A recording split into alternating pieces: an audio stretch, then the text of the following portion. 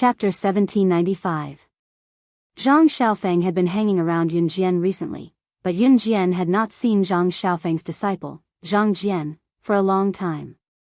Zhang Jian was Zhang Xiaofeng's disciple and also the little fatty in Yun Jian's junior high class. He had a dispute with Zhang Xiaofeng in the beginning, but after being defeated by Zhang Xiaofeng, he turned around and became Zhang Xiaofeng's disciple. Zhang Jian had been studying in another province and it was rare for him to come back, so it had been a long time since he met Zhang Xiaofeng and Yun Jian. He came today reluctantly, intending to meet up with Yun Jian and Zhang Xiaofeng, but did not expect to be dragged to such a meal by his father. However, Zhang Jian did not expect to see his grandmaster here. Therefore, Zhang Jian's dissatisfaction was suddenly filled up, and he skipped to Yun Jian in front of everyone. What? What's going on? Even Zhang Jian's father was dumbfounded. Not to mention Wang Defeng, who had called Yun Jian weak. Wang Defeng was completely stunned. Dad, this is the person I told you about the last time, my grandmaster. My master's master. Team Monarch slashing God. My grandmaster is amazing. Zhang Jian turned to introduce Yun Jian to his father in front of everyone. With this introduction, the surrounding people were shocked silly. Gu Yunjian's university classmates were all military graduates. The men were mostly soldiers while the women were military doctors. Team Monarch slashing God. Most of them had heard of this title before. What? She's Team Monarch slashing God. Jun Jian, oh Jun Jian. Your daughter is Team Monarch slashing God. This sounds too awesome. A man stood up from his seat in shock and looked at Yun Jian. He walked over and put his arm around Gu Yunjian's shoulder as he exclaimed. The cheers of Gu Junjian and the other university students could be heard all around. Seeing this, Wang Defeng, Zhu Wen, and the shameless Su Nina blinked. They weren't very surprised, but they were still shocked. Wang Defeng and Zhu Wen did not even know what Team Monarch was. This storm passed very quickly. During the meal, everyone ate with their own thoughts. Among them, Wang Defeng and Zhu Wen's expressions were particularly bad, and so was Su Nina. The new residence was located in Nanlin Road, a relatively remote area of Longmen City. Although there were shops around, the wide road was deserted. It was a stark contrast to the bustling city center where people came and went. After paying the bill, Gu Junjian suddenly received a phone call when he walked out of the Xinjia Hotel. Old Gu, you said you're treating at the new residence 2 days ago. Are you still at Nanlin Road now? An anxious voice came from the other end of the phone. I'm here, Gu Junjian replied. Quick. There's an international criminal fleeing from Longmen City in a grey Bugatti Veyron from Nanlin Road. He killed a wealthy businessman in Longmen City. You must stop him. The troops will arrive at the intersection in 10 minutes. You just have to stop him for 10 minutes. An anxious voice came from the other end. Yun Jian narrowed her eyes. Just as the people around them shuddered in fear when they heard the voice, she saw a familiar figure not far away. It was Qin Yu. Qin Yu walked to Yun Jian in front of Wang Defeng, Zhu Wen, and the others before handing a piece of information to Yun Jian. Sister Jian, an international criminal will pass by here later. 2 weeks ago, he stole a treasure from our organization. It's worth 5 billion yuan. Yun Jian's squinted eyes relaxed when she heard that. The people around them were baffled by what Qin Yu told Yun Jian. Just as they were bewildered, Yun Jian asked for a Beretta 92 FS pistol from Qin Yu right in front of them and walked to Qin Yu's sports car not far away, leaving her flowing hair behind. She turned to look at Qin Yu in front of everyone and opened the door with one foot in the sports car. She spoke to Qin Yu with a cold expression like a cold-blooded killer, you're right. Chapter 1796. Qin Yu did not mention what treasure the international criminal had stolen from the Kosha mercenaries, but she emphasized 5 billion. It was not appropriate to mention the treasure in front of everyone as it would cause a commotion. The treasure was a necklace named Eternal. The material of the necklace was unique as it was made of pure natural crystals. After processing, it was made into a necklace that was priceless in the market. It was not an exaggeration to say that the necklace could nourish one's body and mind when worn. It could also prevent some illnesses and even prolong one's life. It was especially suitable for middle-aged people to wear, and Yun Jian had planned to give it to Qin Yiru. The international criminal did not have the ability to steal the necklace named Eternal from the Kosha mercenaries. Yun Jian had sent the Eternal necklace to the factory for the most precise processing. The necklace itself was very valuable, and if anyone saw it, it would attract a lot of people to fight for it. It might even bring danger to Qin Yiru's life if it was given to Qin Yiru. Therefore, Yun Jian had sent the necklace for processing. After the processing, the necklace looked no different from a normal necklace on the surface. However, they did not expect it to be stolen right after the processing was completed and before it could be taken out of the factory. When Qin Yu mentioned that the criminal had stolen the organization's treasure and emphasized that it was worth 5 billion, she was indirectly telling Yun Jian that the necklace for Qin Yiru had been stolen. The Kosha mercenaries did not lack other treasures, and Yun Jian did not need them. However, Yun Jian had her eyes on this item and had planned to give it to Qin Yiru. Naturally, she could not watch it be stolen by the international criminal. Yes. Qin Yu nodded and walked over obediently. She walked around Yun Jian to get into her sports car and started the engine. Just as Yun Jian was about to turn around and sit in the front passenger seat, Gu Junjian came over in time. "Sit in my car, I'll drive. My car is high, so I can take action after catching up to that car." It was easy for a sports car to chase after a car, but if one wanted to use a sniper rifle to snipe the tires of the car in front, the hit rate would be much higher. Gu Junjian got Yun Jian out of Qin Yu's sports car without hesitation. She retrieved a sniper rifle from Qin Yu's car and followed Gu Junjian to the jeep. Wang Defang and her daughter, Zhu Wen, as well as Su Nina, who had shamelessly stayed at Gu Yunjian's house to freeload meals for several days, all had a change in expression. "Junjian, we have to go on such a dangerous mission. How can we let you and your daughter be in danger?" Gu Yunjian's university classmates were all soldiers. Naturally, they were very upright. They all rushed to Gu Yunjian's jeep. "You, Officer Ji's daughter, why are you joining in the fun? Do you think that adults are not troublesome enough? This is not child's play. Are you trying to drag the adults down with you?" Seeing that her husband was tagging along, she knew that this was dangerous. The other party was an international criminal. Wang Defang, who had called Yun Jian weak earlier, yelled at Yun Jian again. Initially, Wang Defang was too lazy to care about Yun Jian, but her husband was tagging along. What if something happened to her husband because of Yun Jian? Wang Defang dared not imagine it. "Officer Ji's wife. Your daughter's tagging along. Isn't she causing trouble for them? She hasn't graduated from the military school yet. Why is she in such a hurry to show off? Why doesn't she go to school to show off? Why must she join in the fun? Does she really think she's something?" Wang Defang panicked when she saw that Yun Jian had gotten into the jeep. She turned to yell at Qin Yiru. Qin Yiru ignored Wang Defang and merely smiled. Qin Yiru knew about Yun Jian's identity, but she was thinking that it would be dangerous if her daughter did not tag along. Before Gu Junjian drove the car away, Yun Jian left Qin Yu a message. Chapter 1797. After Yun Jian asked Qin Yu to stay behind to protect Qin Yiru, the jeep sped away at lightning speed. Gu Yunjian's jeep had 3 rows of seats. The driver's seat and the passenger's seat could fit 2 people, the left and right seats in the second row could fit 2 people, and the last row could fit 3 people if they squeezed together. There was a total of 7 people. Yun Jian was sitting in the second seat by the window while Gu Junjian was driving. Other than Yun Jian, there were 5 of Gu Yunjian's university classmates who got into the car.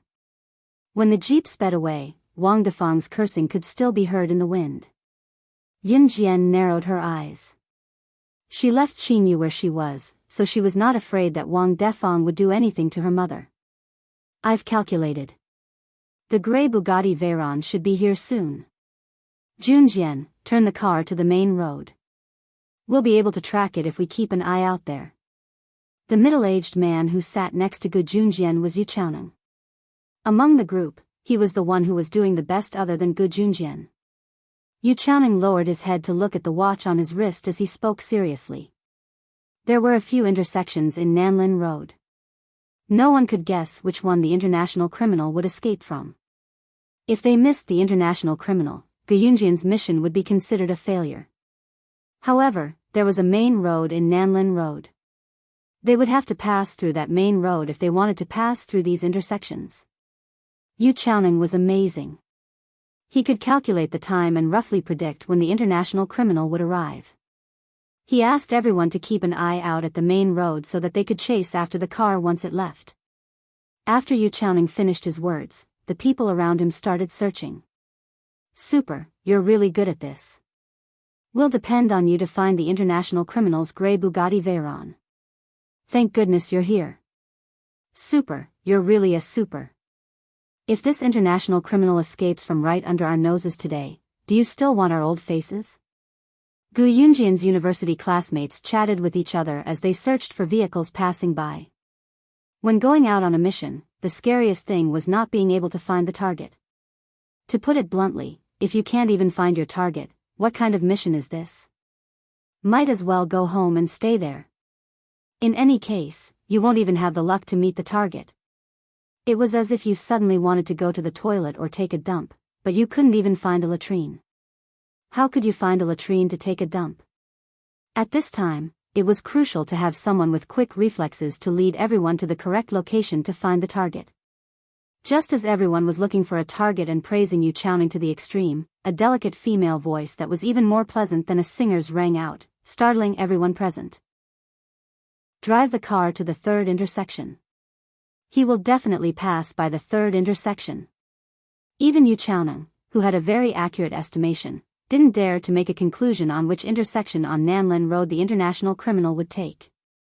Hence, he asked Gu Junjian to drive the car to the main intersection and wait there. No one present had any intention of looking down on Yunjian. However, how could Yunjian be so sure that the international criminal would escape from the third intersection?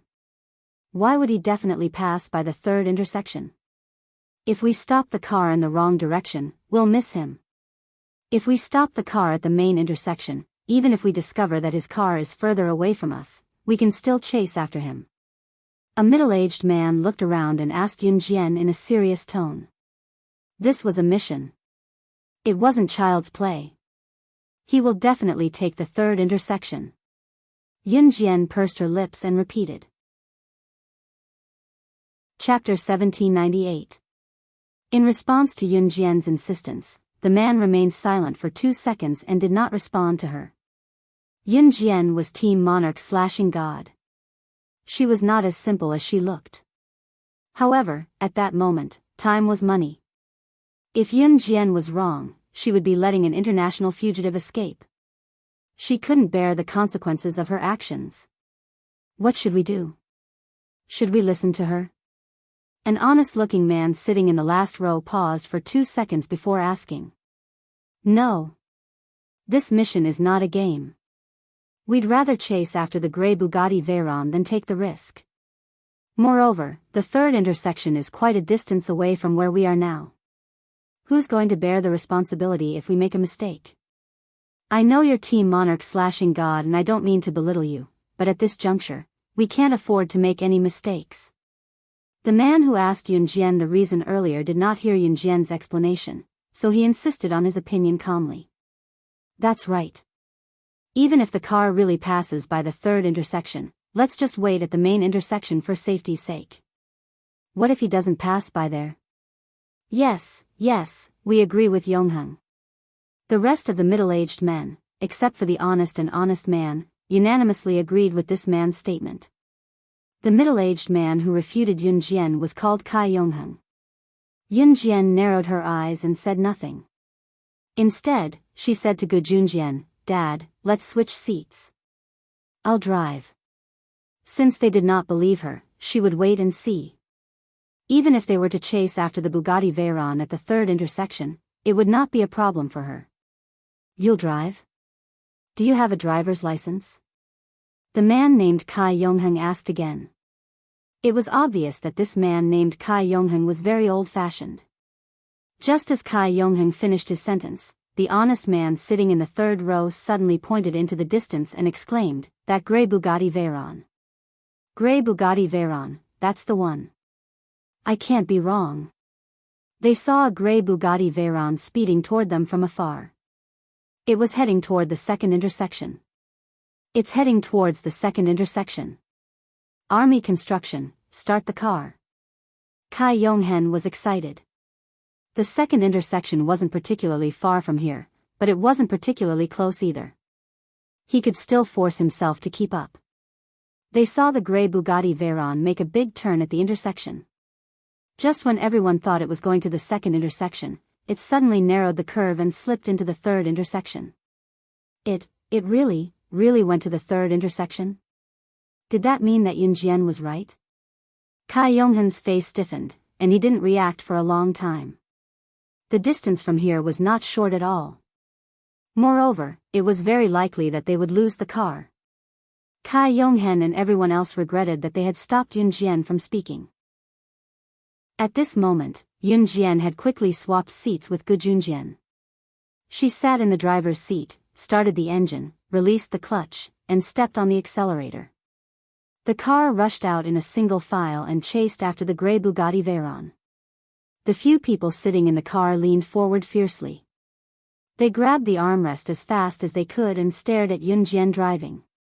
It would take some time to drive from here to the third intersection. By that time, the grey Bugatti Veyron would have already bypassed the street at the third intersection and turned into another intersection.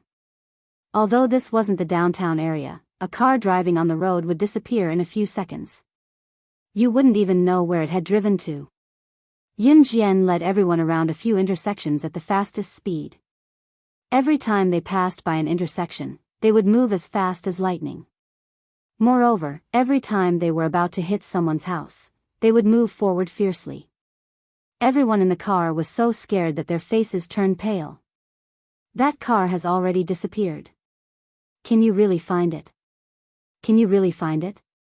Just as Kai Yongheng finished speaking, Yun Jian had already led everyone to a deserted and flat road. They saw that grey Bugatti Veyron was speeding ahead of them more than 10 meters away. It has already left you behind. How can you still find it? Moreover, it wasn't the first time that she had calculated so accurately. Kai Yongheng's eyes widened in shock as he asked Yun Jian. Yun Jian's smirk was reflected in the rearview mirror as she suddenly stepped on the accelerator and uttered something that left everyone dumbfounded. "I'm not going to let you go, but I'm going to let you go." Chapter 1799. There was a certain degree of arrogance in Yun Jian's words, but it made everyone gasp at her words. If Yun Jian had said that earlier, they would have thought that she was boasting. However, judging from the accuracy of Yun Jian's guess, including how she drove the jeep at lightning speed to catch up with the grey Bugatti Veyron that they had lost, everyone believed Yun Jian completely. Since she dared to say such words, she definitely had the confidence to back it up. Team Monarch/God was no ordinary person. They had thought of it before, but never had they expected Yun Jian to be so capable. This ability made everyone at the scene go crazy. While they were still in shock, Yun Jian gestured to Gu Junjian. As the jeep drove, she switched seats with Gu Junjian. "Hold the steering wheel tight and don't let go of the accelerator. It's noticed that we're tailing it. The border of Longmen City isn't far away. If we leave Longmen City, the troops won't be able to make it here and your mission will be considered a failure." Yun Jian never called Gu Junjian dad when they were on a mission. "Okay." Gu Junjian was very cooperative. "What about you?" Kai Yongheng, Yu Chaoneng, and the others asked Yun Jian in unison when they saw that Yun Jian had arranged for Gu Junjian to drive. Yun Jian, who stood in front of them, smirked and said, "That's right. See the red Porsche sports car in front of the grey Bugatti Veyron?" Yun Jian asked. Kai Yongheng, Yu Chaoneng, and the others turned to look ahead. In front of the grey Bugatti Veyron, a red Porsche sports car and the grey Bugatti Veyron were driving on the highway one after the other. The grey Bugatti Veyron was at the back. These two cars? Kai Yonghen was cut off by Yun Jian just as he spoke. The information was wrong. The international criminal you want to catch and the thing I want to take back are both in the red Porsche sports car in front of the grey Bugatti Veyron. The grey Bugatti Veyron in the back, if I'm not wrong, was just a cover from the beginning. The people sitting inside are at most the subordinates of the international criminal sitting in the red Porsche sports car. Yun Jian, on the other hand, was not in a hurry to make a move. It was not the right time yet. She returned to her original seat and spoke to the people around her. What? What's the meaning of this? The surrounding men all stared blankly at Yun Jian. What did that mean? Just when everyone thought that the person sitting in the grey Bugatti Veyron was the international criminal, Yun Jian suddenly said that the international criminal was not in the Bugatti Veyron, but in the red Porsche sports car? Just as everyone was puzzled, Yun Jian continued with a smile. Sniping the grey Bugatti Veyron with a sniper rifle won't work anymore.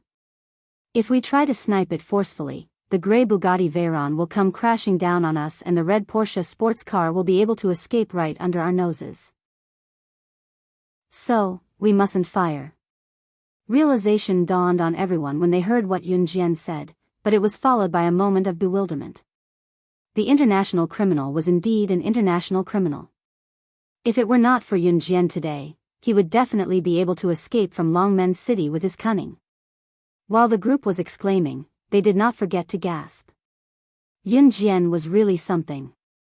What should we do then? At this speed, it's impossible to overtake. Are we going to keep chasing the red Porsche? Kai Yonghen asked with a frown. Those who kept shouting, "What should we do? What should we do?" were the most useless people. Chase after the grey Bugatti Veyron as fast as you can, Yun Jian suddenly told Gu Junjian with a frown. With Yun Jian's order, Gu Junjian stepped on the accelerator and chased after the grey Bugatti Veyron. Soon, the three cars were side by side, one after the other. The one at the front was the red Porsche. The second was the grey Bugatti Veyron. The third was Gu Yunjian's Jeep. Yun Jian was in the third car while the international criminal was in the first car. Yun Jian suddenly pulled open the side door beside her and a strong gust of wind blew into the car. Seeing Yun Jian standing up, Kai Yonghen, Yu Chaoneng, and everyone else stared at her with widened eyes in horror. Kai Yonghen, in particular, asked Yun Jian fearfully in front of everyone. Chapter 1800. If you could be like me, risking your life for survival and victory in every mission, you wouldn't be the coward you are today, Yun Jian suddenly said to Kai Yonghen as she stood up. The meaning behind her words was profound at first, but after listening closely, one could understand what Yun Jian was trying to say. Sometimes, gambling with one's life might not necessarily result in one losing one's life. On the contrary, those who were so worried that they did not dare to step forward would die the earliest. Whether it was Yun Jian who was slaying God in her past life or Yun Jian after her rebirth, she had always found a way out for herself in a hopeless situation. This was because she had always believed in one thing. She might not be as good as many people, but when she was forced to a dead end and was forced to take another step back, there was a bottomless abyss below her. She would then cut off all thoughts of retreating. She would then unleash a strength that exceeded her own instincts and become the best of the best. Yun Jian's words gave Kai Yonghen and the group of men a lot of motivation. This was something that even a teenage girl like her could do, yet they were afraid of it again and again. Just when Kai Yonghen, Yu Chaoneng, and the rest were stunned by Yun Jian's words, Yun Jian had already grabbed the handrail in the car and jumped out of the car. Even if an ordinary person wanted to jump out of a car, they would prepare for half a day, just like how they would hesitate for half a day before jumping out of a long jump. However, Yun Jian did not hesitate at all. She did not care if she succeeded or not. She grabbed the handrail and jumped out of the car. And at this moment, the scene that made everyone present so shocked that it was as if they had stopped breathing was the most exciting and blood-boiling scene that they had ever seen in their entire lives. They saw Yun Jian, who had jumped out of the car, grab the handrail. Even though the car was speeding, she did a flip at the speed of 1 second and threw herself onto the car roof. The people in the car did not even hear the sound from the car roof. However, they knew that Yun Jian did not miss. That meant that Yun Jian was definitely on the car roof. When an ordinary person jumped from one place to another, there would definitely be a loud bang. However, when Yun Jian jumped onto the car roof, she controlled her strength so lightly that there was no sound at all. This scene caused everyone present to be so shocked that their faces turned pale. That was too amazing. What she did was not something that could be done by an ordinary person. However, that was not the most shocking part. In less than 3 seconds, a petite figure appeared in front of the driver's seat's glass. Yun Jian took 2 consecutive leaps and arrived in front of the red Porsche in a flash. In the blink of an eye, she had jumped from the third car to the first car at a speed of more than 100 kilometers per hour, despite the fact that she had not been thrown out of the car at all. That girl is too terrifying. I've never seen such a terrifying person. This frightening thinking ability and her nimble movements. Could she be some international big shot? One of the men exclaimed. As soon as the exclamation ended, the first red Porsche suddenly turned to the side and braked in front of everyone. Seeing this, Gu Junjian immediately turned around. The grey Bugatti Veyron also stopped. When Gu Junjian stopped the car and everyone got out, they saw that Yun Jian had already forced the red Porsche to stop. Then, she pulled out a figure from the driver's seat. The owner of the figure was a man in his 40s. The man was holding a box in his arms. It was Yun Jian's necklace. Yun Jian stepped on the head of the man who had fallen to the ground in front of everyone and sneered at the man. Chapter 1801. Yun Jian had spoken in Portuguese instead of Mandarin. The people present had limited exposure to languages, so naturally, they could not understand what Yun Jian was saying. However, the man who was being held down by Yun Jian could understand. Since the man was an assassin, he must have been trained and learned many languages. Perhaps the man knew fewer languages than Yun Jian, but the Portuguese that Yun Jian used was definitely something that the man knew. Since there were quite a number of people who spoke Portuguese around the world, there was a high proportion of them who received missions there. Naturally, it was one of the languages that they had to learn. As expected, the man's face darkened as soon as Yun Jian finished her sentence. From afar, Gu Junjian, Yu Chaoneng, and Kai Yonghen could clearly see the man's complexion change at lightning speed. His face, which had a trace of blood, suddenly turned pale. If you dare reveal my identity in public, it won't be as simple as death. Just as Kai Yonghen, Yu Chaoneng, and the rest were shocked by what Yun Jian had said, Yun Jian spoke again. She continued speaking to the man in fluent Portuguese. Even if the man was caught by the police, he would definitely die as an international criminal. He must have known that as an international assassin or secret agent, there was only one outcome for being caught or failing a mission: death. Yun Jian was not stupid. Since she dared to reveal her identity to this international criminal, she knew that he would not reveal it. Yun Jian's words earlier were a warning to the man that if he dared to spout nonsense, it would not be as simple as death. She had 1,000 ways to make people experience that the most painful thing in the world was not death, but living a life worse than death. The feeling of being tortured to death was excruciating pain that came from the depths of one's soul. Slaying God was known for her ruthlessness in the underworld. Not only was she powerful, but more importantly, she was cruel and ruthless. The way she dealt with people who were in the same profession was terrifying. Brainwashed killers referred to killers who had been brainwashed. Such people did not have their own emotions and thoughts. They only knew how to do things according to their masters. Even if they were caught, no one could get anything out of them because they only listened to their masters. However, the way Slaying God dealt with people back then had once made the brainwashed assassin, who was known to have the strongest willpower in the world, beg for death. In the end, he gave up the mastermind. Of course, the man believed that Yun Jian had the ability to capture him from the police and make him suffer a fate worse than death, a fate worse than death. Therefore, the man would rather be caught and executed by the police than reveal Yun Jian's identity. No one knew what Yun Jian said in the language of the country, but everyone could clearly see the man's body tremble slightly. As a grown man, his head was stepped on by Yun Jian. Not only did he not feel humiliated, but he was so scared that his whole body trembled. Whether it was Gu Junjian, Cai Yonghen, or Yu Chaoneng, all of them were dumbfounded at this moment. It wasn't the first time they had caught such a felon. Not to mention that the man in front of them was an international felon. Even if it was an ordinary felon, when they were about to be caught by the police, they would take the last resort to ask for help to fight for a chance to escape. No one would want to give up hope of survival. But what did they see? Why was this international criminal, this man, running away so vigorously just now? He looked like he would rather die than submit.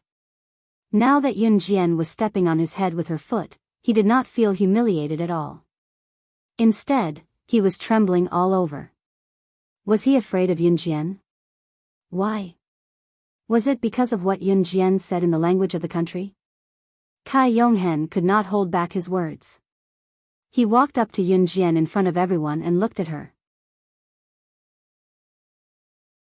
Chapter 1802. At this moment, Yun Jian's foot was still on the man's head. She lowered her head slightly and looked at the man coldly. When she heard Cai Yonghen's words, she raised her head slightly and glanced at Cai Yonghen and the people around him. Do you want to know what I said to him?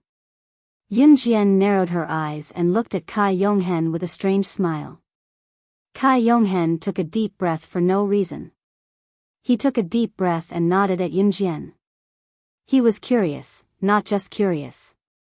From when Yun Jian guessed which path the international criminal would take, to when they lost track of the international criminal, Yun Jian could still figure out every path the international criminal would take. Then, she caught up with him and jumped out of the car.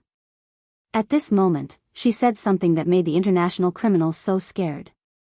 Originally, Gu Yunjian's mission was to delay the international criminal for 10 minutes, and the military would immediately bring people over to arrest him.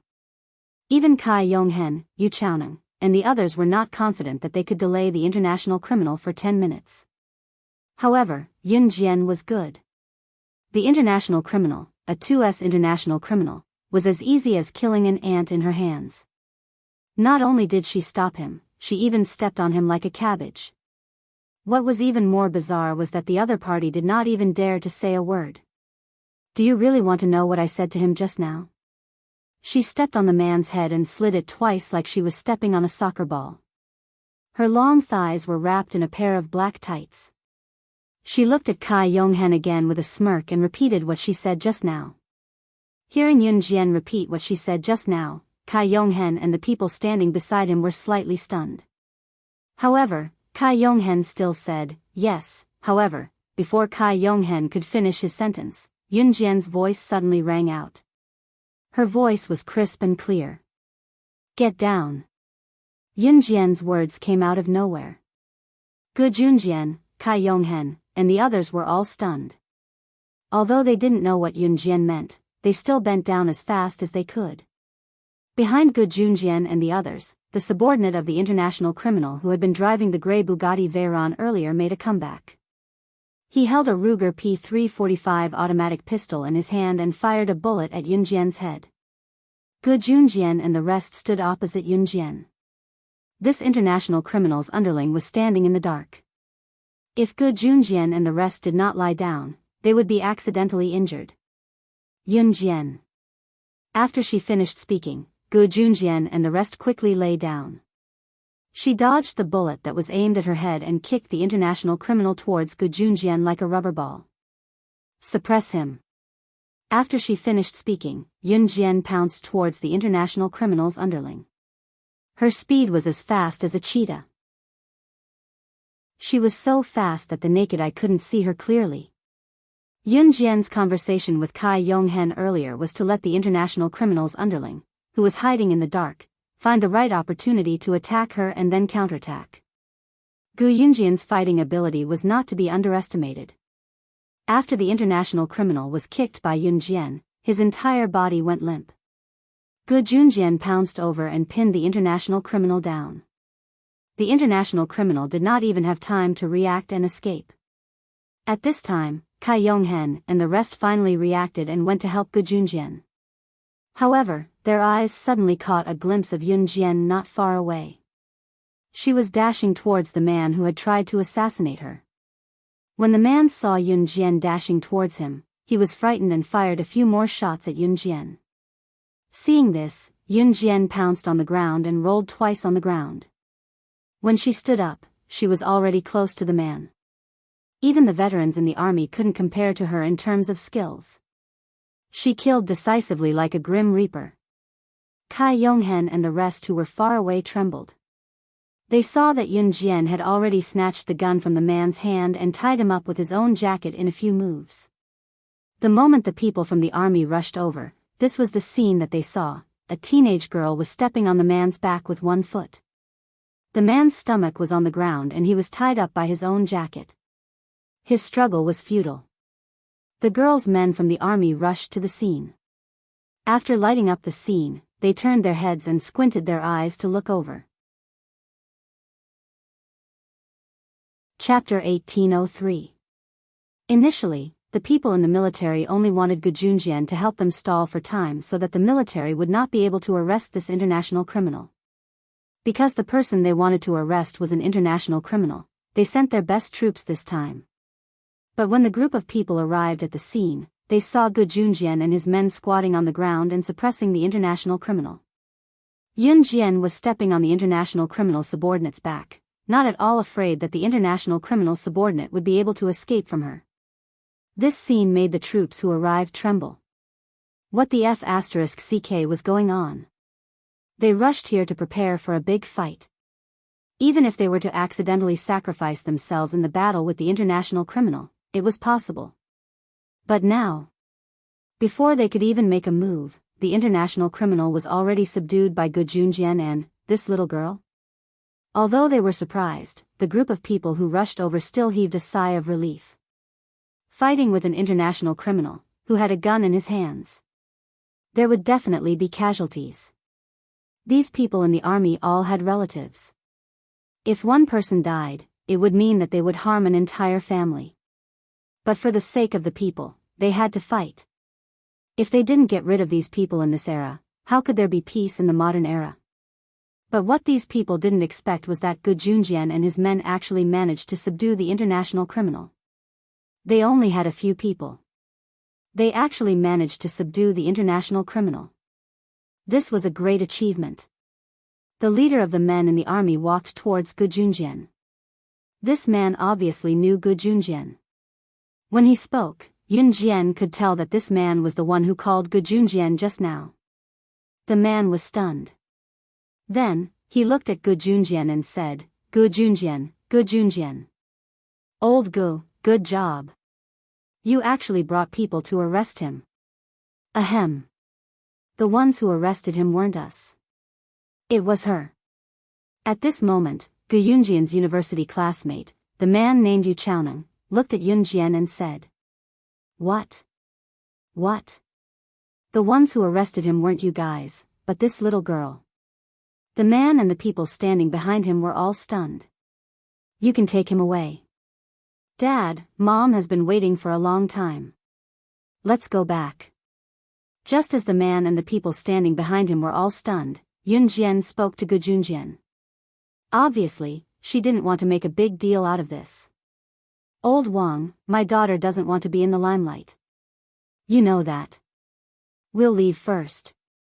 After Gu Junjian handed the international criminal over to the man, he said to the man. The man called Old Wang was stunned. He opened his mouth and finally nodded. After Yun Jian retrieved the necklace she had given Qin Yiru from the man, she turned to get into the jeep with Gu Junjian and the others. The necklace was in a box, so no one could see what it was. The jeep left the army. At the entrance of the Xinjie Hotel, Qin Yiru, Wang Defang, and the women and children had been standing there for a long time. During this time, Wang Defang kept talking about Yun Jian. Seeing that the men hadn't come back yet, Wang Defang was so worried about her man that she almost cried. At this moment, she still kept talking to Qin Yiru coldly. Why did you let that little girl go with you? Are you trying to make trouble? If my man can't come back because of that little girl, I'll kill you. Wang Defang spoke eloquently, and the words that came out of her mouth were very unpleasant. Just as Wang Defang was talking non-stop, Gu Yunjian's jeep drove back. Seeing that the men had returned safely, everyone present heaved a sigh of relief. When Yun Jian and the others got out of the jeep, Wang Defang, who was relieved, walked over and grabbed her man's hand. She started talking again. "Dear, are you okay? That little girl didn't make trouble for you, right? She's so troublesome. She doesn't have the self-awareness of a child. She only made trouble for the adults. This kind of person is the most disgusting." Wang Defang used her loudspeaker to talk to Yun Jian and Qin Yiru. Su Nina, who was standing next to her, also raised her head. She was very interested in listening to Wang Defang scolding Yun Jian and Qin Yiru. However, just as Wang Defang was scolding Yun Jian and Qin Yiru, Wang Defang's man suddenly shouted back at Wang Defang. "If it wasn't for Jun Jian's daughter, we wouldn't have been able to catch up with that international criminal. Not to mention whether or not they could catch him.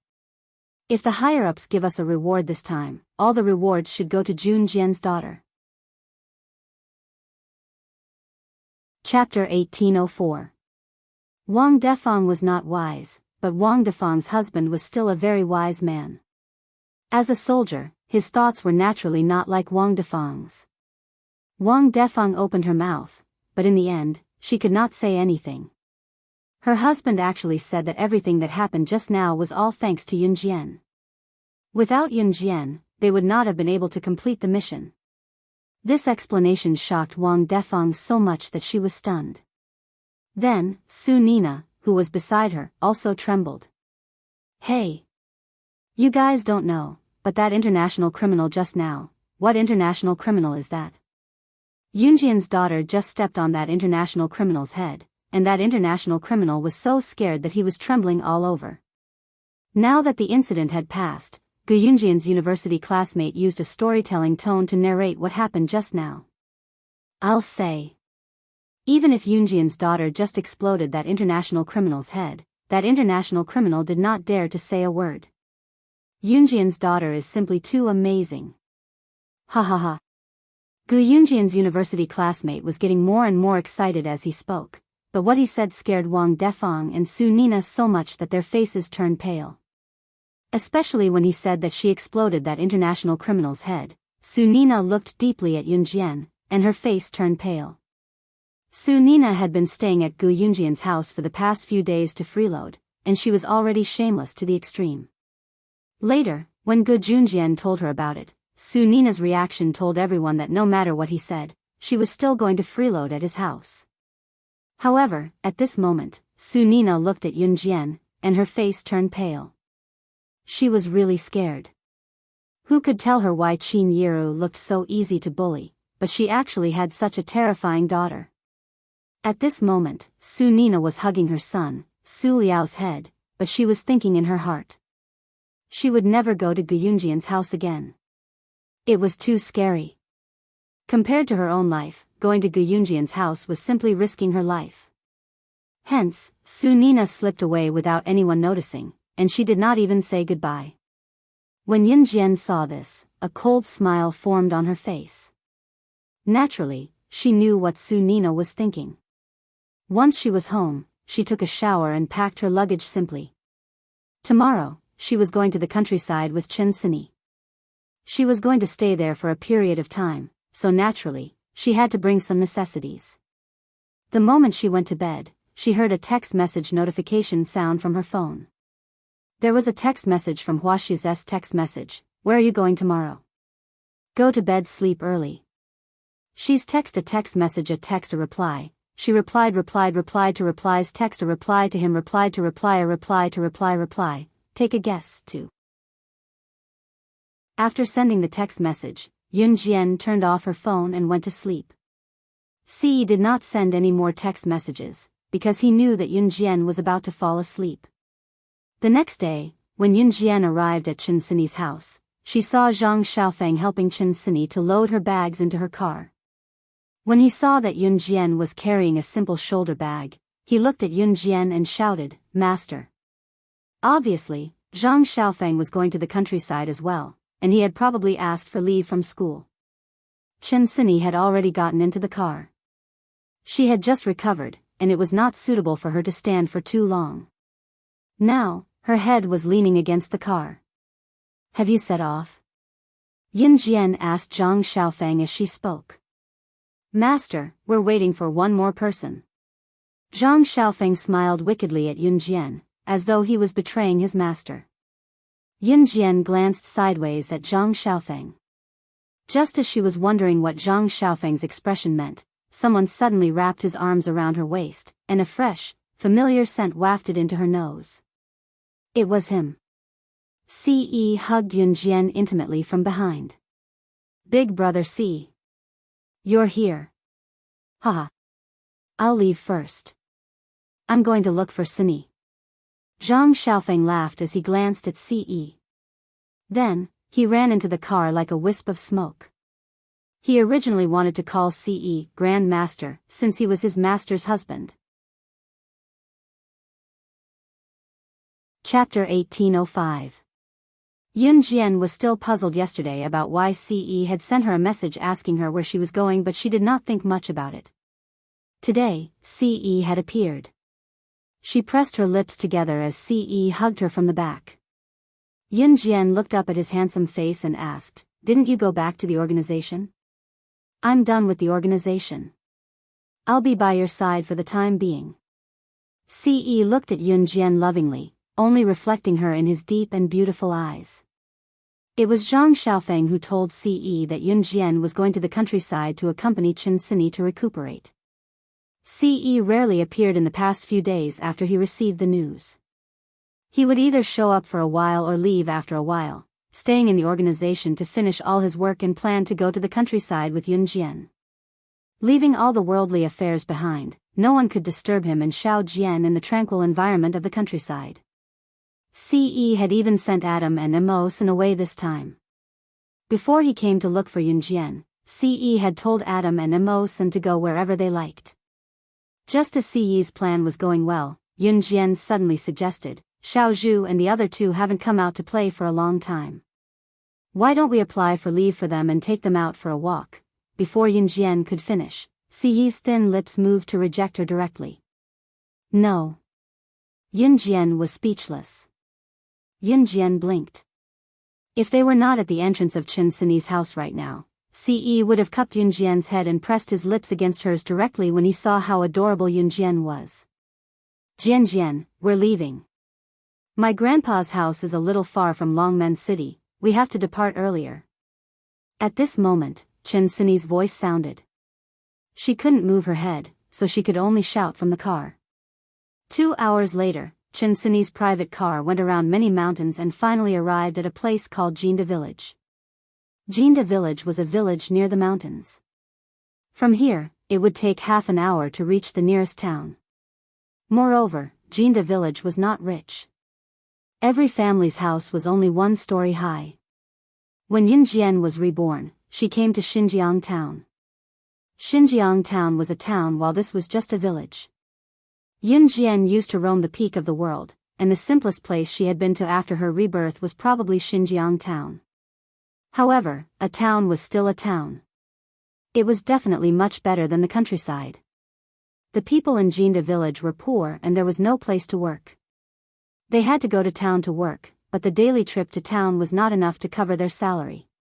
Therefore, the people here usually farmed for a living. Chen Sini's family was not poor. Her mother had asked her grandpa to leave Jinda village more than once, but he refused to leave. Since her grandpa's wife, Chen Sini's grandmother, had passed away early, Chen Sini's grandfather and grandmother had been living in Jinda village since they were children. From learning how to walk to running and jumping, getting to know each other, getting married and staying together for the rest of their lives, Chen Sini's grandmother had passed away early. Her grandpa did not leave because he did not want to leave the land where he had lived with his lover for the rest of his life. When one was gone, it was an obsession to stay with a hometown that had changed. Some people could stay with this obsession for the rest of their lives. "We're here. This is the place," Chen Sini told Yun Jian as she turned to look at Yun Jian after getting off the car with Zhang Xiaofeng's help. The car was parked at the village entrance. After Yun Jian and the rest alighted, the car drove back to Longmen City. It was already 7 in the evening when they left at 5. There was still a hint of afterglow lingering in the sky, looking beautiful. Chapter 1806. It was easy to find the first house at the entrance of the village. The houses here were all 1 story high and were not made of cement. Instead, they were made of mud and tiles. These mud and tile houses were still left in many villages in the modern era and were not demolished. Many villages in the modern era had been replaced with mud and tile houses. However, in 1999, most of the houses in the villages were still mud and tile houses. These houses did not look sturdy and were very simple. It was obvious that these were the houses of the poor. However, in this era, all the houses in the villages were like this. Those who could build cement houses were the richest in the village. The roads in the countryside were not like those in the town or the city. The roads here were all bumpy and filled with cement. It was unrealistic for some people who were used to living in the big cities to move here permanently. However, it was very romantic for rich people to stay here for a short period of time. Fly, fly, fly, fly. The butterfly is flying. Yun Jian saw a few children playing at the entrance of the first house at the entrance of the village. Dong dong, is Grandpa home? Chen Sini looked at one of the children and called out to him. The boy was called He Dong Dong. He was Chen Sini's cousin. He was 6 years old this year and was very smart. Sister Sini. He Dong Dong saw Chen Sini and stopped playing with his friends. He turned around and ran into the house. Grandpa, Grandpa. Sister Sini and brother Xiaofeng brought a pretty sister and a handsome brother back. He Dong Dong shouted as he ran into the house. After a while, an old man with a walking stick came out. This old man was Chen Sini's grandfather, He Qing. He Qing used to be a teacher and was a role model. He was very strict with his children since they were young. Therefore, Chen Sini's mother, He Xia, had the temperament of a lady from a wealthy family. He Qing was now relying on his pension to get by. Sini and Xiaofeng are back. Do you have guests? Quick, come in. He Qing invited Yun Jian and Ce into the house in a friendly manner. Although the house was simple and crude, He Qing still made a cup of tea for Yun Jian and Ce. Yun Jian and Ce didn't dislike it at all. Our pretty big sister and handsome big brother boyfriend and girlfriend? At this moment, He Dong Dong, who had been playing outside, surrounded Yun Jian and Ce with a group of friends and asked curiously. Yun Jian and Ce had outstanding looks. They had never seen such a beautiful young lady and handsome young man before, so they all rushed into the house. A few children even ran to the village to gather all the other children to watch Yun Jian and Ce. Surrounded by so many small heads, Yun Jian felt a little embarrassed. Yes. However, Ce, who was sitting next to Yun Jian, didn't look embarrassed at all in front of so many children. He even hugged Yun Jian's waist and hooked his arm around her waist. The handsome Junyan made all the children stare at him in a daze. How could there be such a good-looking big brother in this world? I heard from my big brother that boyfriend and girlfriend means husband and wife. Husband and wife have to kiss and hug each other at night. Shameful. A little girl hugged the little boy next to her and even pouted to show everyone that she wanted to kiss him. Does that mean hugging each other and bumping into each other like my parents? Last time, I secretly saw my dad hugging my mom without wearing any clothes. They were sticking to each other and bumping into each other. A smart kid added. As he spoke, he turned to look at Yun Jian and Ce and asked innocently, "What's wrong?" Chapter 1807. The child asked innocently. He even blinked his eyes when he asked the question. His small head cooperated with the other curious little heads beside him. He didn't even realize that he had just asked such a shocking question.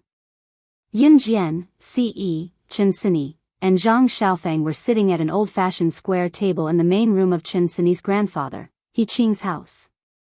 At this moment, Yun Jian and Ce were sitting close to each other. Ce was holding Yun Jian's slender waist with one hand intimately. Chen Sini and Zhang Xiaofeng were sitting at the square table, each occupying a seat. After hearing the innocent child's words, Zhang Xiaofeng spat out a mouthful of tea water mixed with his own unique scent. The moment he spat out the tea water, Zhang Xiaofeng turned his head fiercely to prevent himself from spitting the tea water on anyone present. Cough, cough, cough. Cough. Zhang Xiaofeng was viciously robbed of his breath. He really didn't expect these mischievous children to say such things. What was worse was that these children were looking at Yun Jian and Ce with expectant gazes, waiting for Yun Jian and Ce's reply. This, cough, cough, cough. I see that there is still some sunlight outside. Sini, you haven't been in the sun for a long time. Let me bring you out to experience it. Zhang Xiaofeng randomly came up with an excuse and walked over to Chen Sini to help her up before walking out. At this time, the sun had already set. Perhaps the sun set later in Jinda village and rose later in the morning, so at this time, there was still a trace of afterglow outside. Grandfather, He Qing, was personally cooking in the kitchen. He said that he wanted to properly entertain Yun Jian and Ce, these two guests who came from afar. After Zhang Xiaofeng found an excuse to bring Chen Sini out of the house, there was only Ce and Yun Jian left in the house, along with the rowdy kids who were asking questions without knowing the gravity of the situation. Seeing that Ce and Yun Jian were silent, Ce sized up Yun Jian with his pair of beautiful eyes that made everything around them pale in comparison. The child who asked the question earlier innocently asked again, "Pretty sister, will handsome brother bump into each other?" My mom said that only two people who love each other will do this. Doesn't handsome brother like pretty sister? After the child finished speaking, all the children looked at Yun Jian and Ce curiously. Yun Jian's face was flushed the moment the child spoke. Ce's lips curled into a wicked smile. From beginning to end, he didn't move his eyes away from Yun Jian's body. Under the expectant gazes of the group of children, Ce withdrew his hand from Yun Jian's slender waist and said with a gentle gaze, "Her entire body is mine. Every part of her body belongs to me, so, what do you think?" Ce didn't say it out loud. When the child asked such an innocent and bashful question, Ce and Yun Jian reacted differently. Yun Jian's face turned slightly red, and her cheeks even turned pink. On the other hand, Ce's initial reaction was to raise his handsome face. That devilishly handsome face of his really deserved a beating. Then will handsome brother and beautiful sister really bump into each other? The child opened his not-so-good-looking face and smiled. He seemed to be bored, so he asked another question. "Idiot, handsome brother means that he and pretty sister definitely won't stop at bumping into each other." At this moment, Chen Sini's cousin, He Dong Dong, added on mischievously. After he finished speaking, Yun Jian's face turned even redder. The surrounding children all giggled. The child was still unsatisfied. He looked at Ce and asked curiously, "Then will the handsome brother hug the beautiful sister while bumping into her, kissing and hugging at the same time?" "My parents will do that." Chapter 1808. Yun Jian felt like smacking Ce to death. He was probably the only person in the world who could say such things in front of a large group of children without blushing or skipping a beat. Most importantly, the group of children in front of him were all inexperienced children who did not know much about the world and were not scheming. They were all children who spoke without thinking. "What are you talking about?" Yun Jian nudged Ce with her elbow as she was pulled into Ce's embrace. To Ce, it sounded like she was being coquettish with him. Subconsciously, his lips curled upwards. Ce, who did not feel any pain from being nudged by Yun Jian, wished he could keep her in his arms for the rest of his life. He was willing to listen to her whining for the rest of his life, just like how she whined to him just now. He really wanted to devour her without leaving any bones behind so that she could never leave his side. "Do you like children, Xiao Jian?" Ce's lips pressed against Yun Jian's ear, his mellow and alluring voice lingering around Yun Jian's ears. Yun Jian heard it clearly. Yun Jian did not think much of Ce's sudden question. Children? If one were to ask if Yun Jian liked children, one would have to look at the type of children they were. Why was that? Yun Jian liked children like her younger brother, Xiao Yunju, Duanli, and Duanya, who were obedient and a little lively when necessary. However, if they were like the brats she had met in the past who were unreasonable, and took the lead to bully kids younger than them, if they were brats like that, she would not like them. Ce watched as Yun Jian's pretty face wore a thoughtful expression. As he watched, he could not help breaking into a grin. The group of children who stood around watching Yun Jian and Ce were like curious babies. They did not make a sound but kept looking at Yun Jian and Ce. Does pretty sister like a kid like me? Not only can I recite the text, but I can also help my parents with the housework. A little boy confidently patted his chest and said to Yun Jian. Me too, me too. I'm so cute, pretty sister must like me, right? A little girl with 2 ponytails shook her head. Her ponytail swayed left and right as she stood in front of Yun Jian. She looked at Yun Jian expectantly and asked. With this question, the surrounding children all rushed to ask Yun Jian if she liked them in front of Yun Jian. It was true that the children in the countryside were wild, but these children would not fight over this matter. They just argued verbally. Pretty sister is my cousin's friend. Of course she likes me the most. At this time, He Dong Dong shook her little head and said confidently. Pretty sister won't like you. I'm the cutest and prettiest sister. She must like someone like me the most.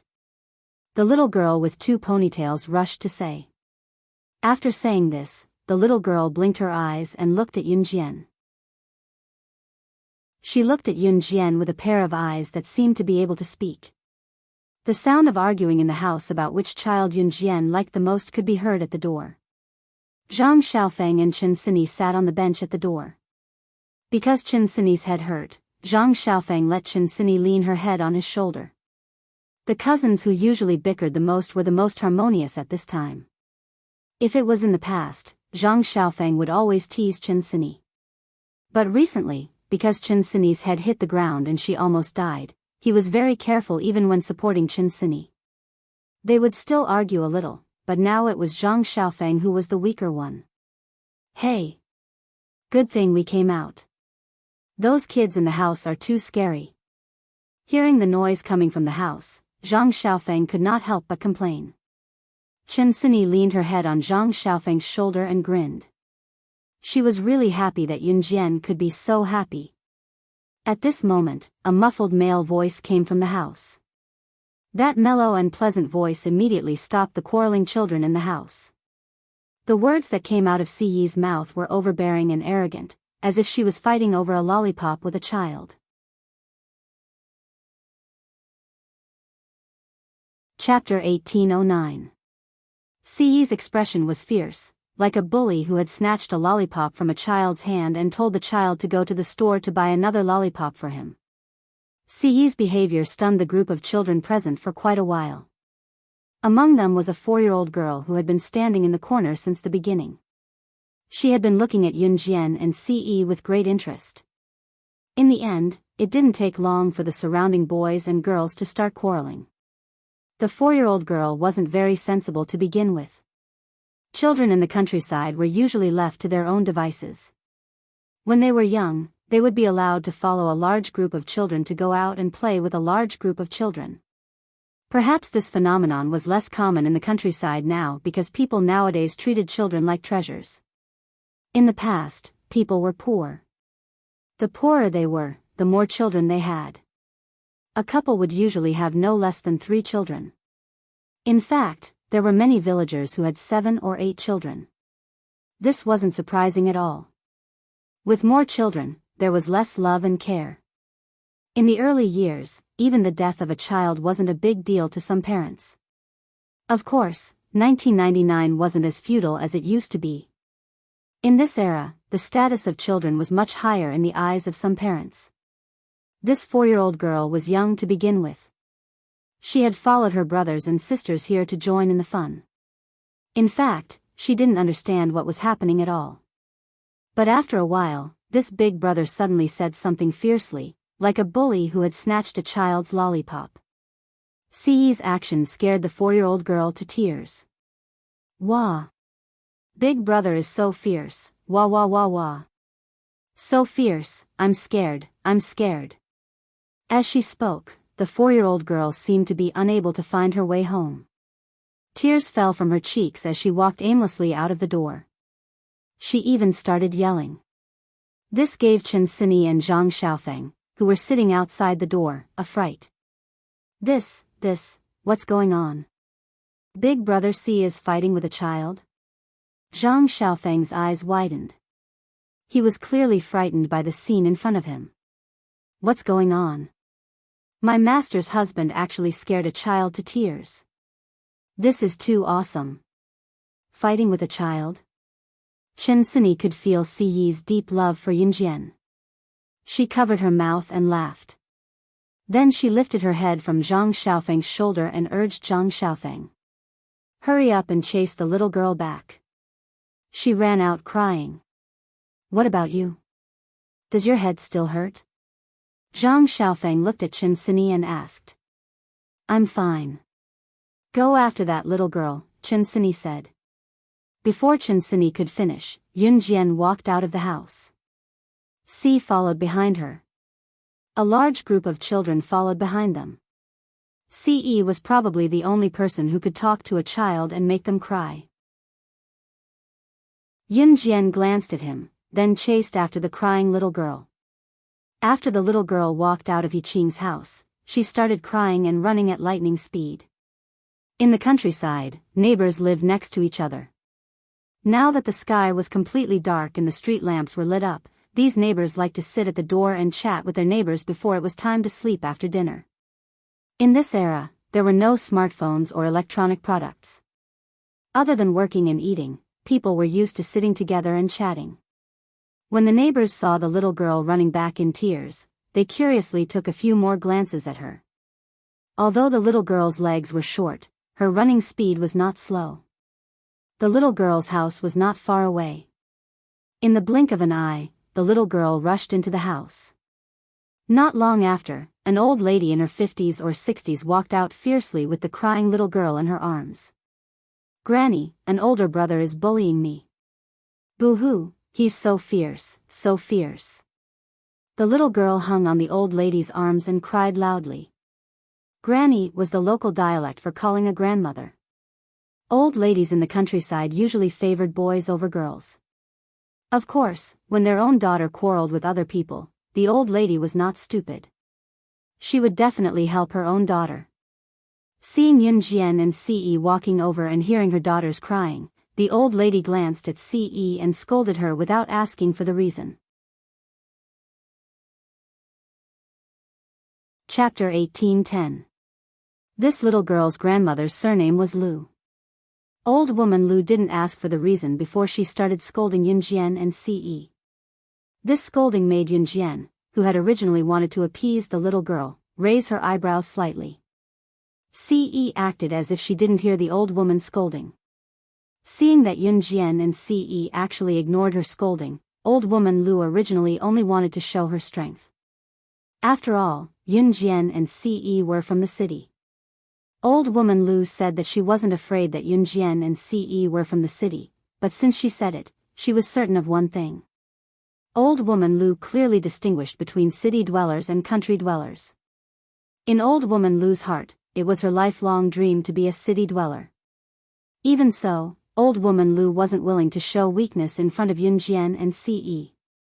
Lu, old woman Lu, these two children just came to our country. Just now, they accidentally spoke a little too loudly and made your child cry. We're neighbors, so don't be so calculative. Give me some face, ha.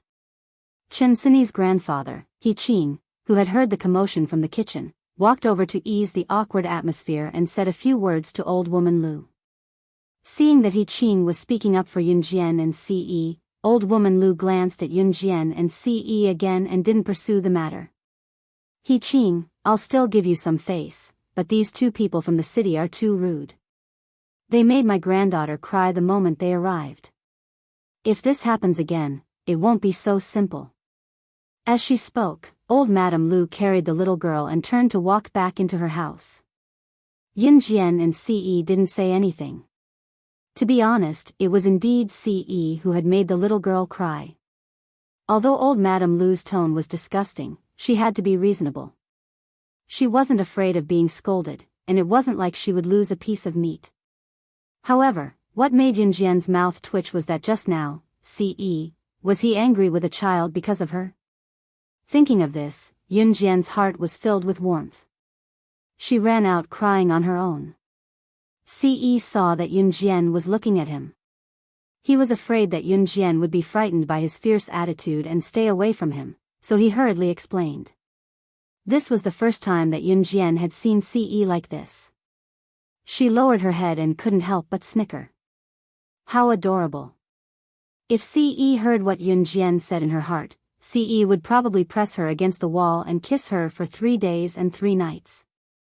When old woman Lu walked into the house, the surrounding neighbors, who had curiously watched as the little girl rushed into the house and called her grandmother out to support her, turned to look at Yun Jian and Ce. He Qing, are these your relatives?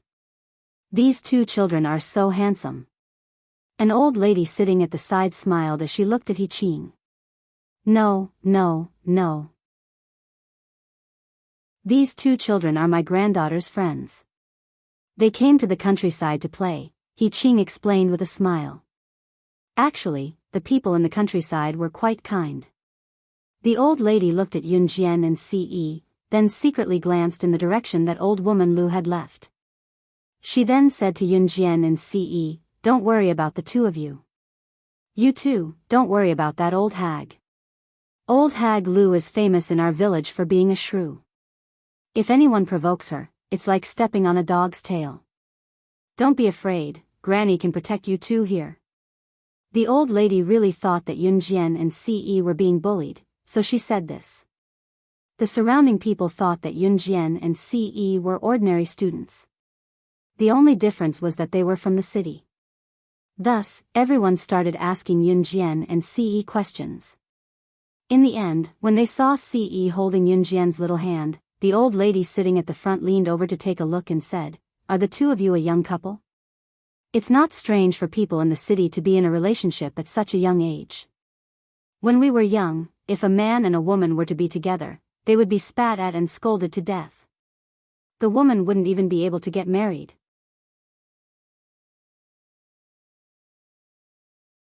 Chapter 18:11. It would be best if no one dared to covet her for the rest of her life because she could only be his. She belonged to him from the inside out. Who would dare snatch her away from him? Go and die. Ce was drugged in this lifetime and the drug's name was Yun Jian. After Ce's words, the old ladies, old men, and some middle-aged women and men around them laughed. The children in the village who were around the same age as Yun Jian and Ce had gone to the town to study in middle school or high school, coming back once a week. Those who were better would be admitted to Longmen City.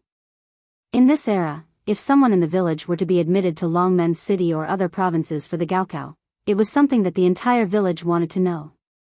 Coming back to reality, the old ladies and old men had heard a lot of rumors. Usually, young couples like Yun Jian and Ce would only talk about being together, but it was just for fun. How many of them would actually get married and have children? Therefore, the old ladies and old men thought that Ce was joking. Young man, I hope you'll keep your word and marry her. Don't let her down in the future for following you at such a young age. The old lady who spoke just now waved the fan in her hand with a smile as she spoke to Ce. Once marriage was mentioned, Yun Jian had a bad feeling. Was he going to? As expected, Ce's hand slipped into his pants pocket. Cough, cough, cough. Yun Jian coughed softly and extended her hand to stop Ce, but Ce held her hand with his other hand. Ce's other hand had slid into his pants pocket to take out a large booklet. Country R's marriage certificate was different from the red booklet in Country Z. Country R's marriage certificate was similar to a certificate of merit and came in many different styles. One could choose from a cartoon, a landscape, or a variety of other designs.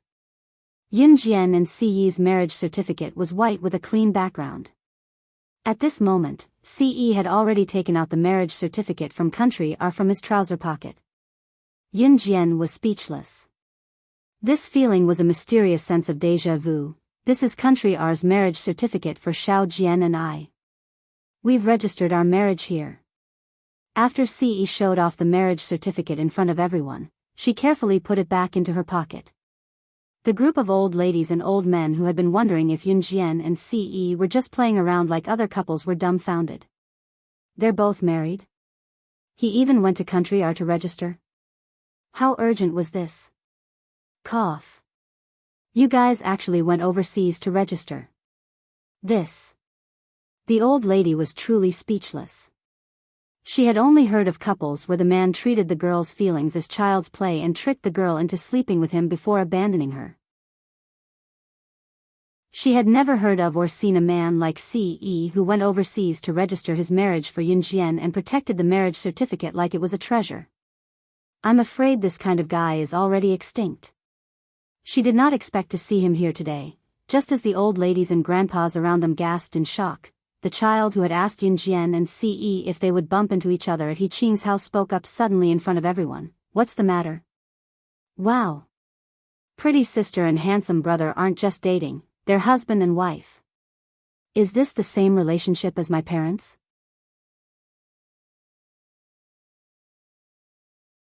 Chapter 1812. The child's voice was very loud and clear. It was as if he had been called out by the teacher in class. He was full of confidence and vigor that only children of this age would have. However, as soon as the child finished speaking, the old lady and old lady sitting around, including the middle-aged man and woman, He Qing, and Zhang Xiaofeng, who came out with him, froze. This kind of thing, it was enough for everyone to keep it to themselves.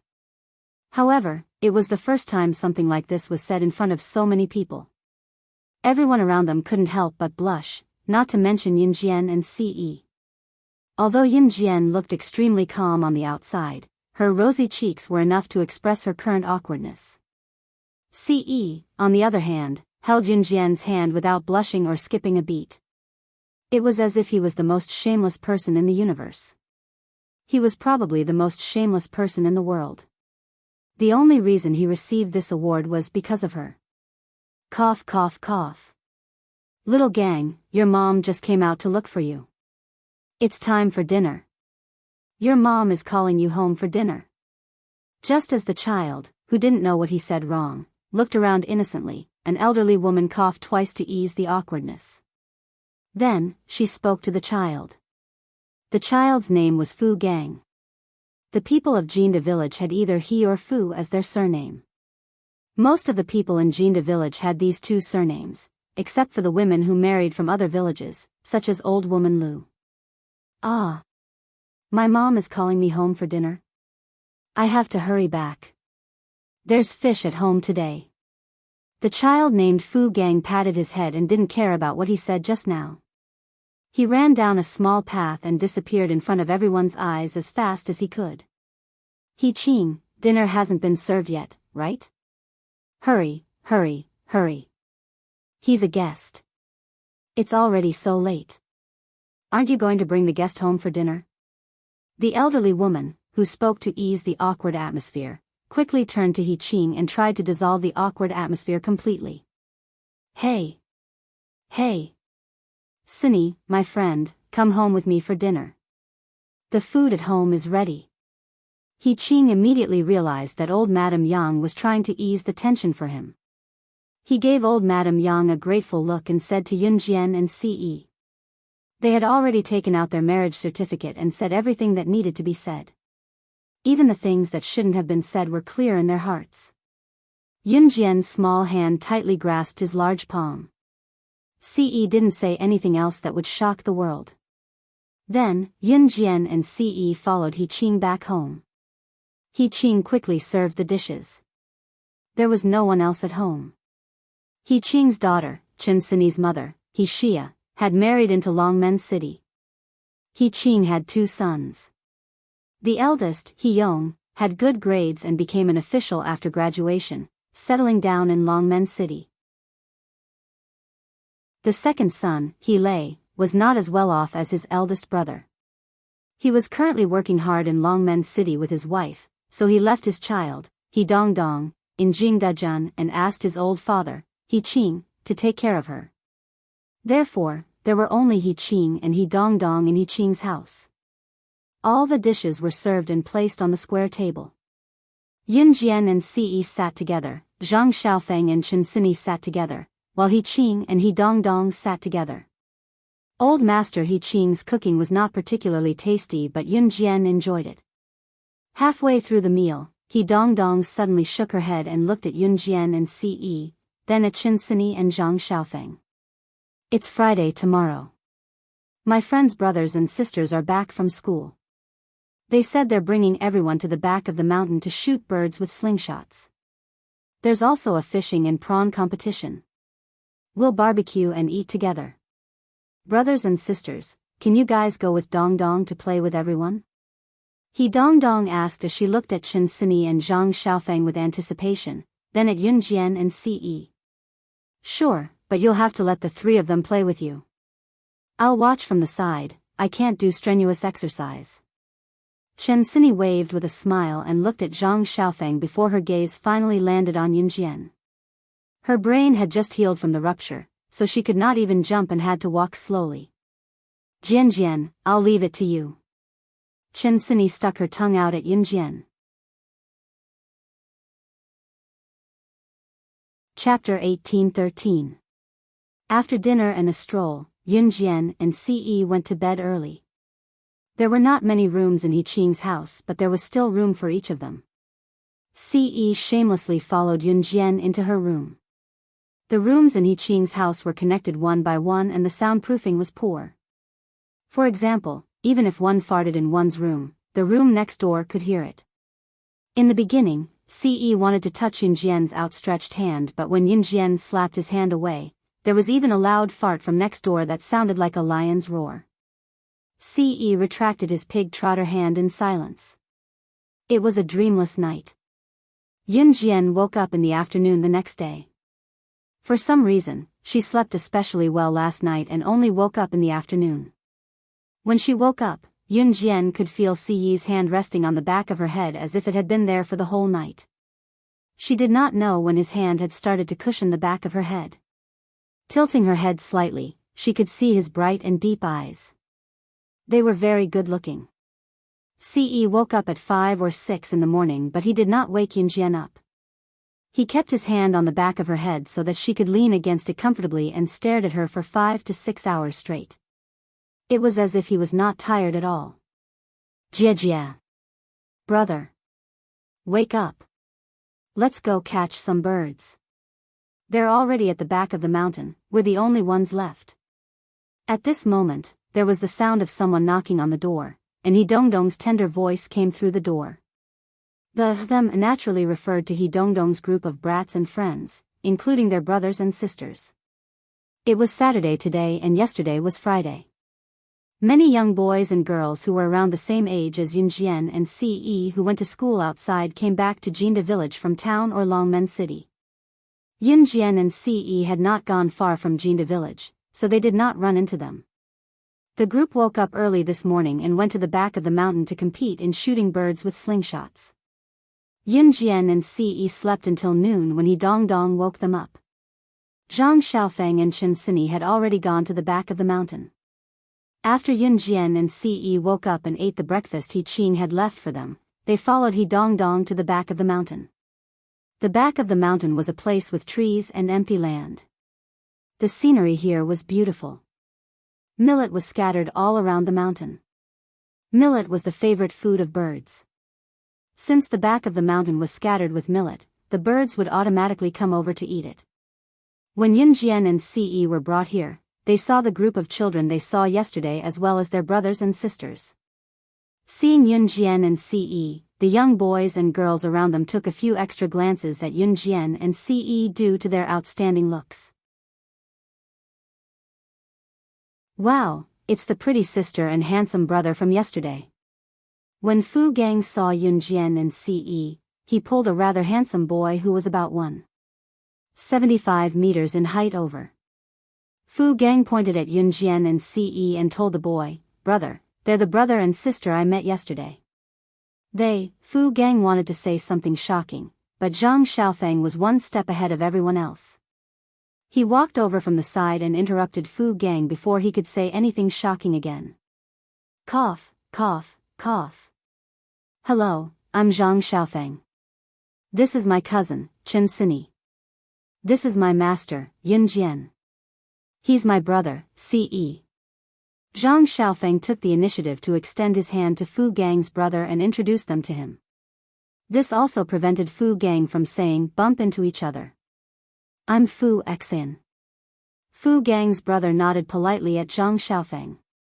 After a pause, Fu Xian looked at Yun Jian and the others and asked, "Are you guys here to hunt birds too?" "Yeah, that's right." Zhang Xiaofeng rubbed his head and chuckled.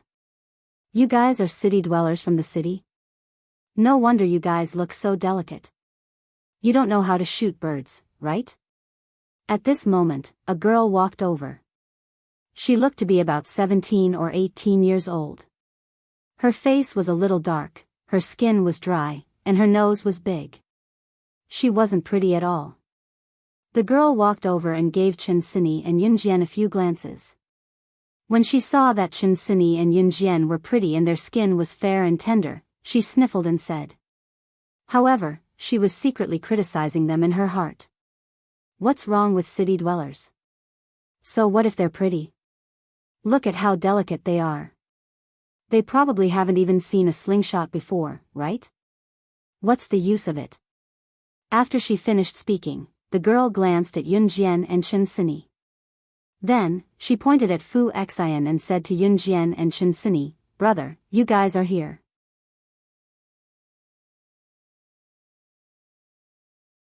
Chapter 1814. Mingyu, have you forgotten? Not only does Big Brother Xian know how to shoot birds, but he's also shot birds with a gun before. Just as the girl finished speaking, a gorgeous and beautiful girl in a princess dress walked over. She looked at the girl who had spoken up for Yun Jian and the others. The girl who had spoken up earlier was about 17 or 18 years old. Her face was a little dark, her skin was dry, and her nose was big. She wasn't pretty, and her name was Mingyu. She was a child from the village, and her grades were pretty good. She had managed to get into the town's high school. In a place like Jinda village, even getting into the town's high school was considered pretty good. Of course I know he's very good. I don't need you to tell me that. Mingyu wasn't friendly to the pretty girl in a princess dress who had walked over to speak up for her. This pretty girl in a princess dress wasn't from Jinda village. She was from the town, and her family was pretty rich. This time, she had followed Fu Xian back to Jinda village. Fu Xian was pretty good looking, and in the eyes of these girls, he was a hot steamed bun. Mingyu also liked Fu Xian, so she wasn't friendly to the girl in a princess dress who had spoken up for her. The girl in a princess dress who had spoken up for Mingyu was called Gulioli. Gulioli saw that Mingyu wasn't friendly to her, so she didn't give Mingyu any face either. Who are you showing that face to? My big brother Xian shot birds down with a gun before. I saw it with my own eyes. Gulioli laughed coldly in the direction of Mingyu and Yun Jian. Gulioli didn't get along with Mingyu, but she wasn't friendly to Yun Jian and Chen Sini either. They didn't even need to talk to each other about this. Actually, Fu Xian hadn't shot birds with a real gun. He had only used a toy gun. Fu Xian was indeed a little talented. At this moment, when Fu Xian heard Mingyu and Gulioli praising him, he felt a little embarrassed. You guys don't have to care about what the two of them are saying. If they want to play, let's play together. Fu Xian was a good person. He looked at Yun Jian and Ce and laughed. After saying that, he pointed to a wooden barrel not far away. There are many slingshots over there. You can take whatever you want. Don't worry. Seeing Fu Xian being so polite, Zhang Xiaofeng also replied politely. Then, he walked over and took a few slingshots. Chen Sini was sitting on a big rock, watching them play from afar. Brother, bird, There are birds over there. Shoot it down with your slingshot. At this moment, He Dongdong suddenly noticed a bird pecking at the ground. He whispered to Zhang Xiaofeng. Okay. Zhang Xiaofeng responded. Just as he was about to shoot the bird with his slingshot, He Mingyu beat him to it. He Mingyu said as she walked over with large strides. She pressed a stone on the slingshot in her hand and shot the bird. I saw this bird first. It's mine. A stone bounced over. Not only did it fail to capture the bird, but it also scared it away. He Mingyu did not think it was inappropriate. When she turned around and saw Yun Jian looking at her nonchalantly, she was annoyed and suddenly looked up to tell Yun Jian smugly, "What the hell? What are you looking at? Haven't you seen people using slingshots and small stones to shoot birds? I can tell you're from the city. You really don't know anything." He Mingyu then swung the slingshot in her hand, pretending to be very powerful as she flaunted to Yun Jian and Ce, who was standing next to Yun Jian. She spoke as if she were a Superman in the universe. There's nothing to say about my brother Xian's strength. He's not someone your delicate city dwellers can compare to.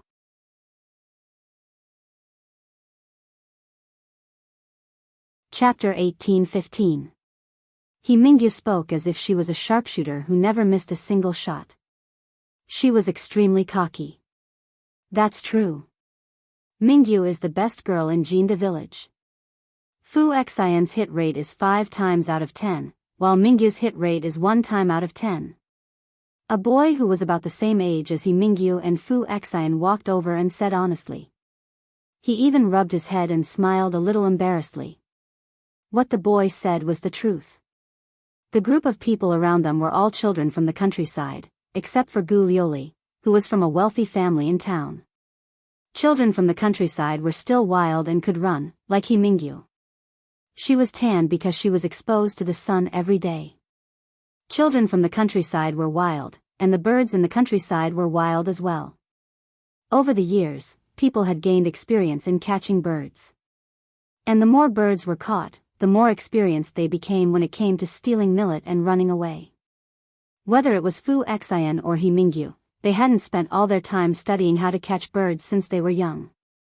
To have such a hit rate, in addition to their age, they were already the best among the younger generation. I don't need you to tell me that I'm also the best among the girls. And she was a perfect match for Fu Xian. He Mingyu glared at Gu Liuli, then turned her arrogant head towards Yun Jian. She seemed to be saying, "How is it? Do you know how good I am now?" The corners of Zhang Xiaofeng's lips twitched. He was so disgusted by He Mingyu's ugly mouth that he almost vomited.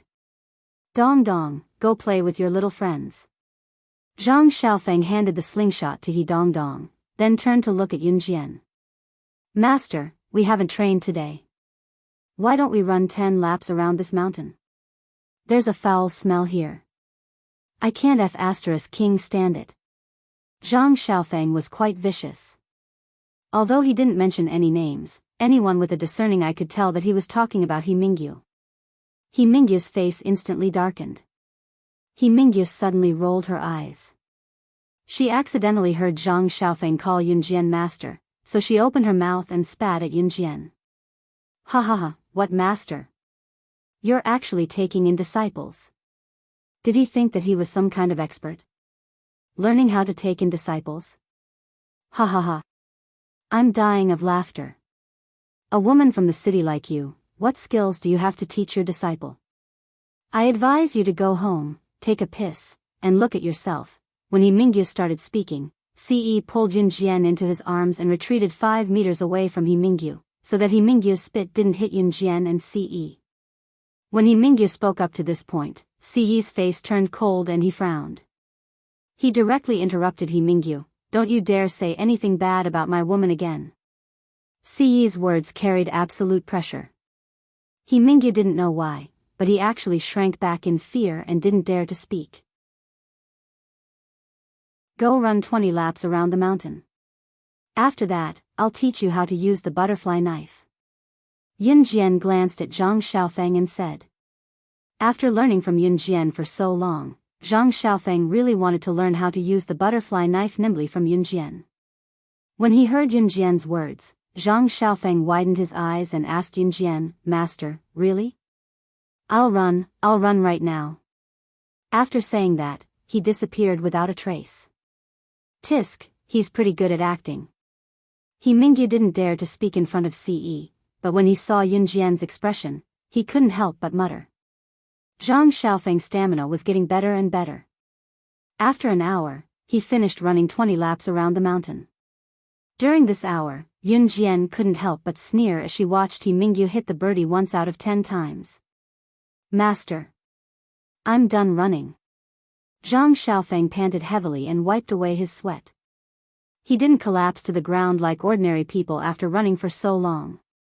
He Mingyu watched as Yunjian took out the butterfly knife from his pants pocket and laughed coldly. "You're just deliberately mystifying things." Gu Liuli also looked over and chuckled softly. On the other side, Yunjian took out the butterfly knife and swung it twice, then said to Zhang Xiaofeng, "The butterfly knife is nimble. If you want to throw it, you have to fully grasp its structure and how to use it." Just as she said this, Yunjian's eyes suddenly narrowed. The people around them, including He Mingyu, Gu Liuli, and Fu Xian, were all slightly startled. They saw Yunjian suddenly throw the butterfly knife. Chapter 18:16. The butterfly knife was called a butterfly knife because its blade was very similar to a butterfly.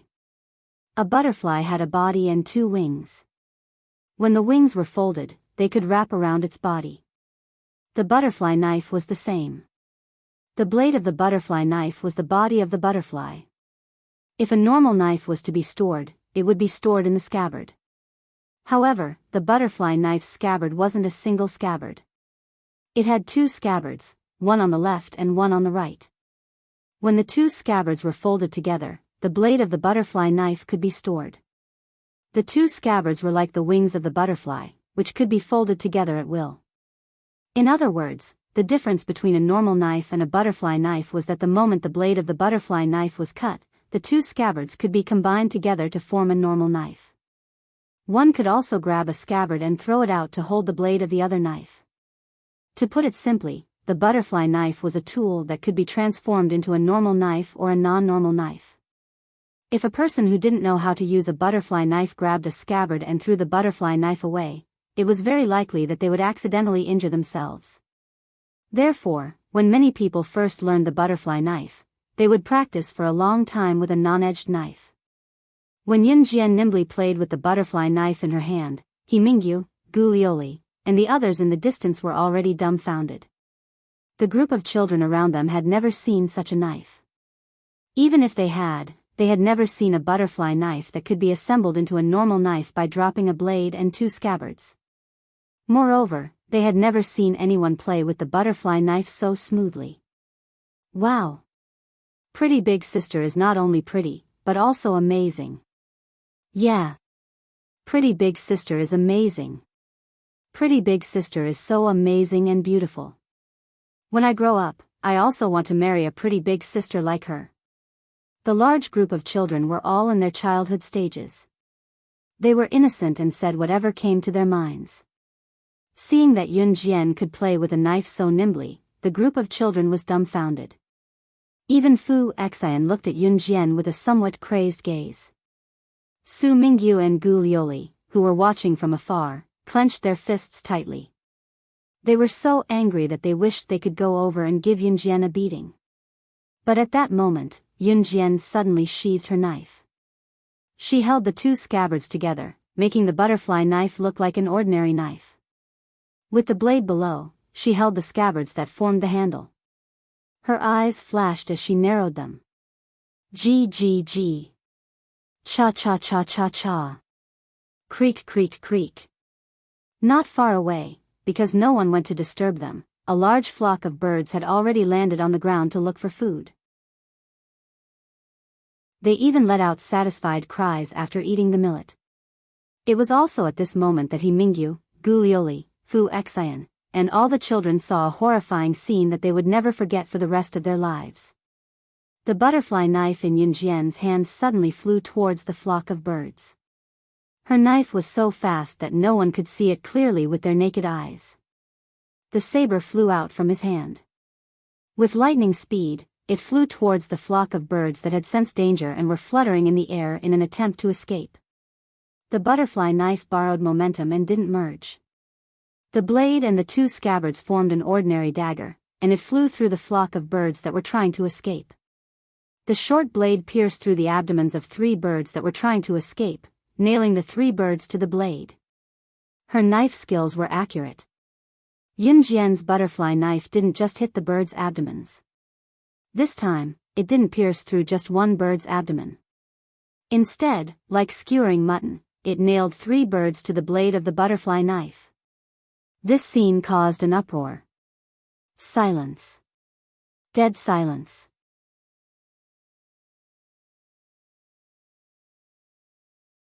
Chapter 18:17. The knife pierced through the abdomen of 3 birds in a row. Yunjian's knife skills were so accurate that it frightened and horrified everyone present. He Mingyu and Gu Lioli were already scared beyond recognition by Yunjian's move. They couldn't say a word for a long time, and even their minds were blank. The group of friends around them were the same. In the end, it was Fu Xian who broke the silence. He looked at Yunjian in amazement and said, "So, amazing, they originally thought that the girls from the city were all delicate and didn't know how to do this or that. But to be honest, Yunjian's actions completely overturned everyone's understanding. My master. Of course she's amazing. You guys haven't seen her at her best. That simply can't be described with words." Zhang Xiaofeng glared back at the people who had mocked Yunjian, then said smugly, "Follow the knife with your eyes. When you use the knife, you have to use your voice to listen for the position of the target you want to hunt. You're a beginner now, so you have to familiarize yourself with the butterfly knife first. When you're so familiar with it that you can use it nimbly with your eyes closed, you'll be able to do it even without using your eyes." Just as Zhang Xiaofeng finished speaking, Yunjian's voice was immediately heard. Hearing this, Zhang Xiaofeng very seriously committed Yunjian's words to memory. Perhaps it was because Zhang Xiaofeng and Chen Sini treated Yunjian well, but Ce interrupted Zhang Xiaofeng and said, "If you need anything, you can ask me." There were only a few people in the world who could receive such words from Ce. Zhang Xiaofeng naturally knew that this grandmaster of his was a very mysterious person. For him to say such words, it was clear that he treated him well. Zhang Xiaofeng was about to call him Big Brother C, but he unconsciously called him by the wrong name. Zhang Xiaofeng very emotionally shouted to Ce, "Thank you, Grandmaster." After saying this, Zhang Xiaofeng suddenly realized that he had called him by the wrong name. F***ck. He was an idiot, he called out the wrong name. Didn't Grandmaster call Ce old? Just as Zhang Xiaofeng was about to correct himself, he saw Ce who had his arm around Yunjian curl his lips into a faint smile. His nonchalant face that looked like nothing in the world could catch his eye broke into a faint smile. Was he seeing things? Ce actually liked the way he addressed her? Zhang Xiaofeng felt that he had to address her a lot more. Oh. Which family did this child come from? He actually managed to hit 3 birds with a single blade. Our Jinda village's children are getting better at catching birds. He's so different from these kids from the city. At this moment, the voice of the old woman Lu, the grandmother of the little girl who had run home crying yesterday, could be heard. Not far away, old lady Lu was carrying her granddaughter and walking over while talking to him. Old woman Lu wanted her granddaughter to play with everyone. She had just arrived at the back of the mountain when she didn't expect to see the 3 birds hit by the blade. Seeing that Yunjian and the others were here, she wanted to boast about the prowess of her Jinda village's people. "Granny, she was the one who hit these 3 birds with a single blade." Just as old woman Lu was feeling smug, Fu Xian's voice suddenly rang out. He pointed at Yunjian, who was not far away. Hearing this, old woman Lu's expression immediately froze. What? She was the one who had thrown out the dagger of the 3 little birds. Wasn't she just a useless little girl from the city? How could she have such an ability? Just as old woman Lu was holding her granddaughter in shock, Yun Jian and Ce suddenly felt that something was amiss around them. In the next second, she exchanged glances with Ce and walked towards the back of the mountain. Hey, where are you guys going? Seeing this, Fu Xian, He Mingyu, Gu Lioli, and the others were all stunned. Then, they followed Yun Jian and Ce's footsteps. Because Chen Sini was there, Zhang Xiaofeng was suspicious and didn't follow. After walking for about 5 minutes towards the back of the mountain, Yun Jian suddenly gestured to the group of people behind her. He Mingyu originally wanted to curse at Yun Jian. What are you trying to do now? But for some reason, when Yun Jian gestured, she didn't immediately react and was about to speak. Just as He Mingyu reacted and was about to speak, the group of people who walked overheard a few whispers. I heard that there's a treasure buried in the back of the mountain in Jinda village. Is this true or not? It's definitely true. I'm guessing it's near this mountain. I heard that even the residents of Jinda village don't know about this. Recently, many outsiders have come to Jinda village. Isn't it because they want to snatch this treasure? Now, the back of the mountain is filled with people from all walks of life. We could meet this group of people at any time. Chapter 18:18. Listening to their conversation, Yun Jian and Ce's eyes glinted as they stood in the dark. He Mingyu, Fu Xian, and Gu Lioli covered their mouths tightly and widened their eyes. They forced themselves not to make a sound as they watched the scene unfold before them. Thankfully, the children who were still in primary school didn't follow them. Old woman Lu didn't follow them either, so they didn't make a sound. The reason why He Mingyu and the others were frightened was because the two men standing in front of them were holding 2 pistols in their hands. Listening to the conversation between the two of them, it was clear that the guns in their hands were definitely real. Just as they finished their conversation, a tall and sturdy figure suddenly darted out from the bushes. The two men were tall and thin. With their backs facing Yun Jian, Ce, and the rest, one of them shouted at the tall and sturdy figure, Lu Hua, how is it? Is boss here? No, boss said the information was wrong. There's no treasure in this godforsaken place behind Jinda village. Let's hurry up and leave. It's all AF** King Bluff. The man named Lu Hua waved at the two tall and thin men. His movements were very light and quiet, but Yun Jian, Ce, and the rest, who were hiding in the dark, heard him clearly. Hearing that the information was wrong, the two tall and thin men cursed in a low voice and left. It was as if the scene before them was a joke. It was only after the 3 men were far away that Yun Jian and her friend started to head back. Are the guns in their hands real guns? He Mingyu trembled for a while before he managed to ask the question he wanted to ask. When they saw Yun Jian and Ce walking towards them, He Mingyu and the rest followed them without a second thought. He Mingyu followed them with the intention of figuring out what Yun Jian was up to.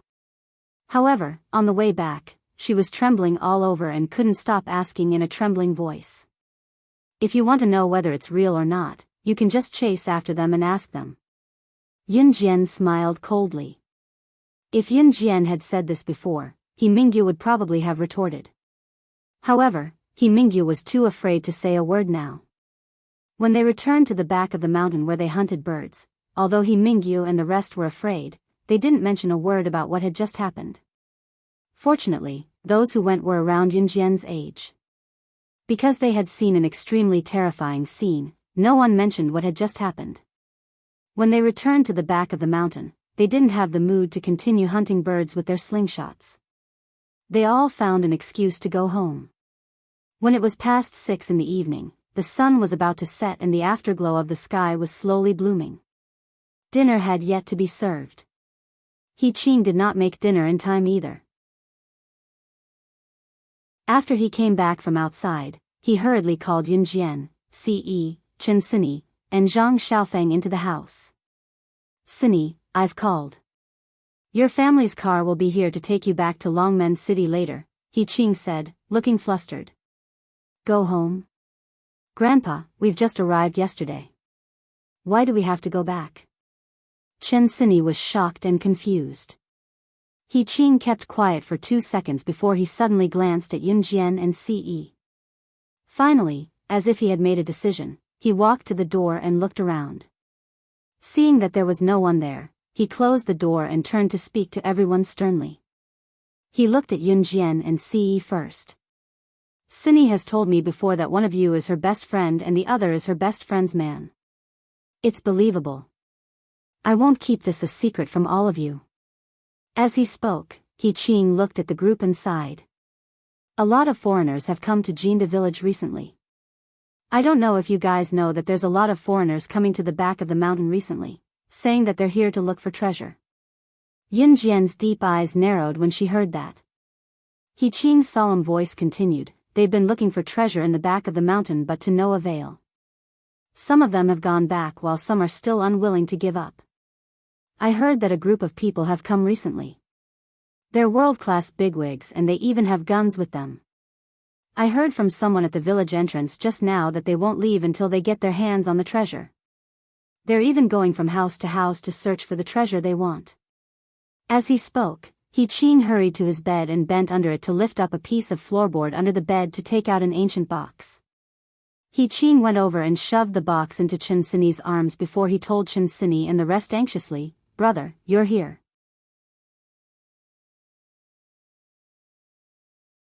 Chapter 1819. Grandpa.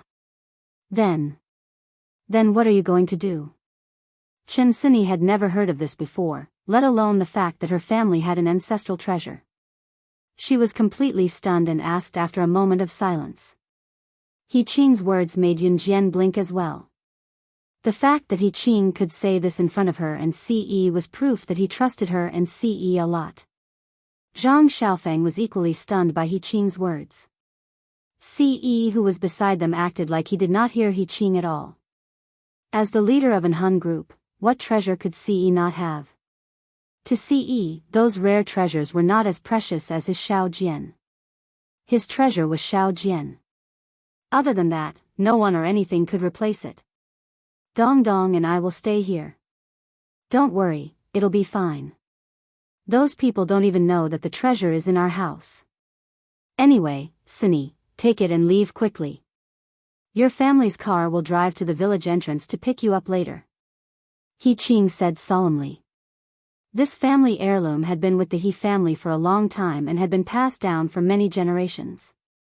About a year or two ago, someone suddenly spread the news that there was a treasure in the mountain behind Jinda village. The villagers did not know about it, but it was a hot topic outside. There were many people who came to the mountain behind Jinda village to search for the treasure but to no avail. Basically, they would leave when they did not find the treasure after searching the mountain behind Jinda village. However, the group of people who came these 2 days was said to be sent by an international bigwig. All of them were armed with guns. It was obvious that they were gangsters. When He Qing was in the village just now, he heard them say that they would not leave until they found the treasure. He Qing panicked. He quickly called Chen Sini back, planning to have her leave with the treasure. As they spoke, a car honked at the door. He Qing got Chen Sini to hold the antique box tightly and told everyone to pack up and leave. The car's here. Sini, go back to Longmen City quickly and pass this box to your mom. Don't let your eldest and second uncles know about it. He Qing reminded Chen Sini. He Qing knew very well that his eldest and second sons were greedy. If they knew that there was a treasure in their house, they would sell it for money immediately. As he spoke, He Qing led Chen Sini, Yun Jian, and the others out of the door. However, as soon as he walked out of his house, He Qing saw a car parked not far away. Beside the car stood a group of ferocious-looking people. This group of fiendish people had guns in their hands. And the leader of this group of fierce-looking people was the man with a tattoo on his chest standing at the very front. Beside him was someone He Qing was familiar with. Liang, why are you here? He Qing looked at the leader of the group of people in surprise. Beside him stood a person who was about the same age as him and looked very much like him. The person called Liang was He Qing's younger brother, He Liang. Brother, what's this thing in your granddaughter's arms? Where are they going? He Liang's eyes shone when he saw what Chen Sini was holding. He Liang. Do you know what you're saying? The menacing men around them were obviously the world-class bigwigs. He Qing's eyes widened in shock when he heard He Liang's words. You don't have to call me by my full name, brother. I can hear you. He Liang said to He Qing in a sarcastic tone. After saying this, He Liang, who had wanted to put on an act just now, immediately revealed his true colors. Ha, brother. You're so nice to me. Our father was so nice to you when he passed away. He even passed on such a precious thing to you. If it wasn't for my neighbor, old Wang, who overheard the conversation between you and our father, I wouldn't even know that our family had passed on such a treasure.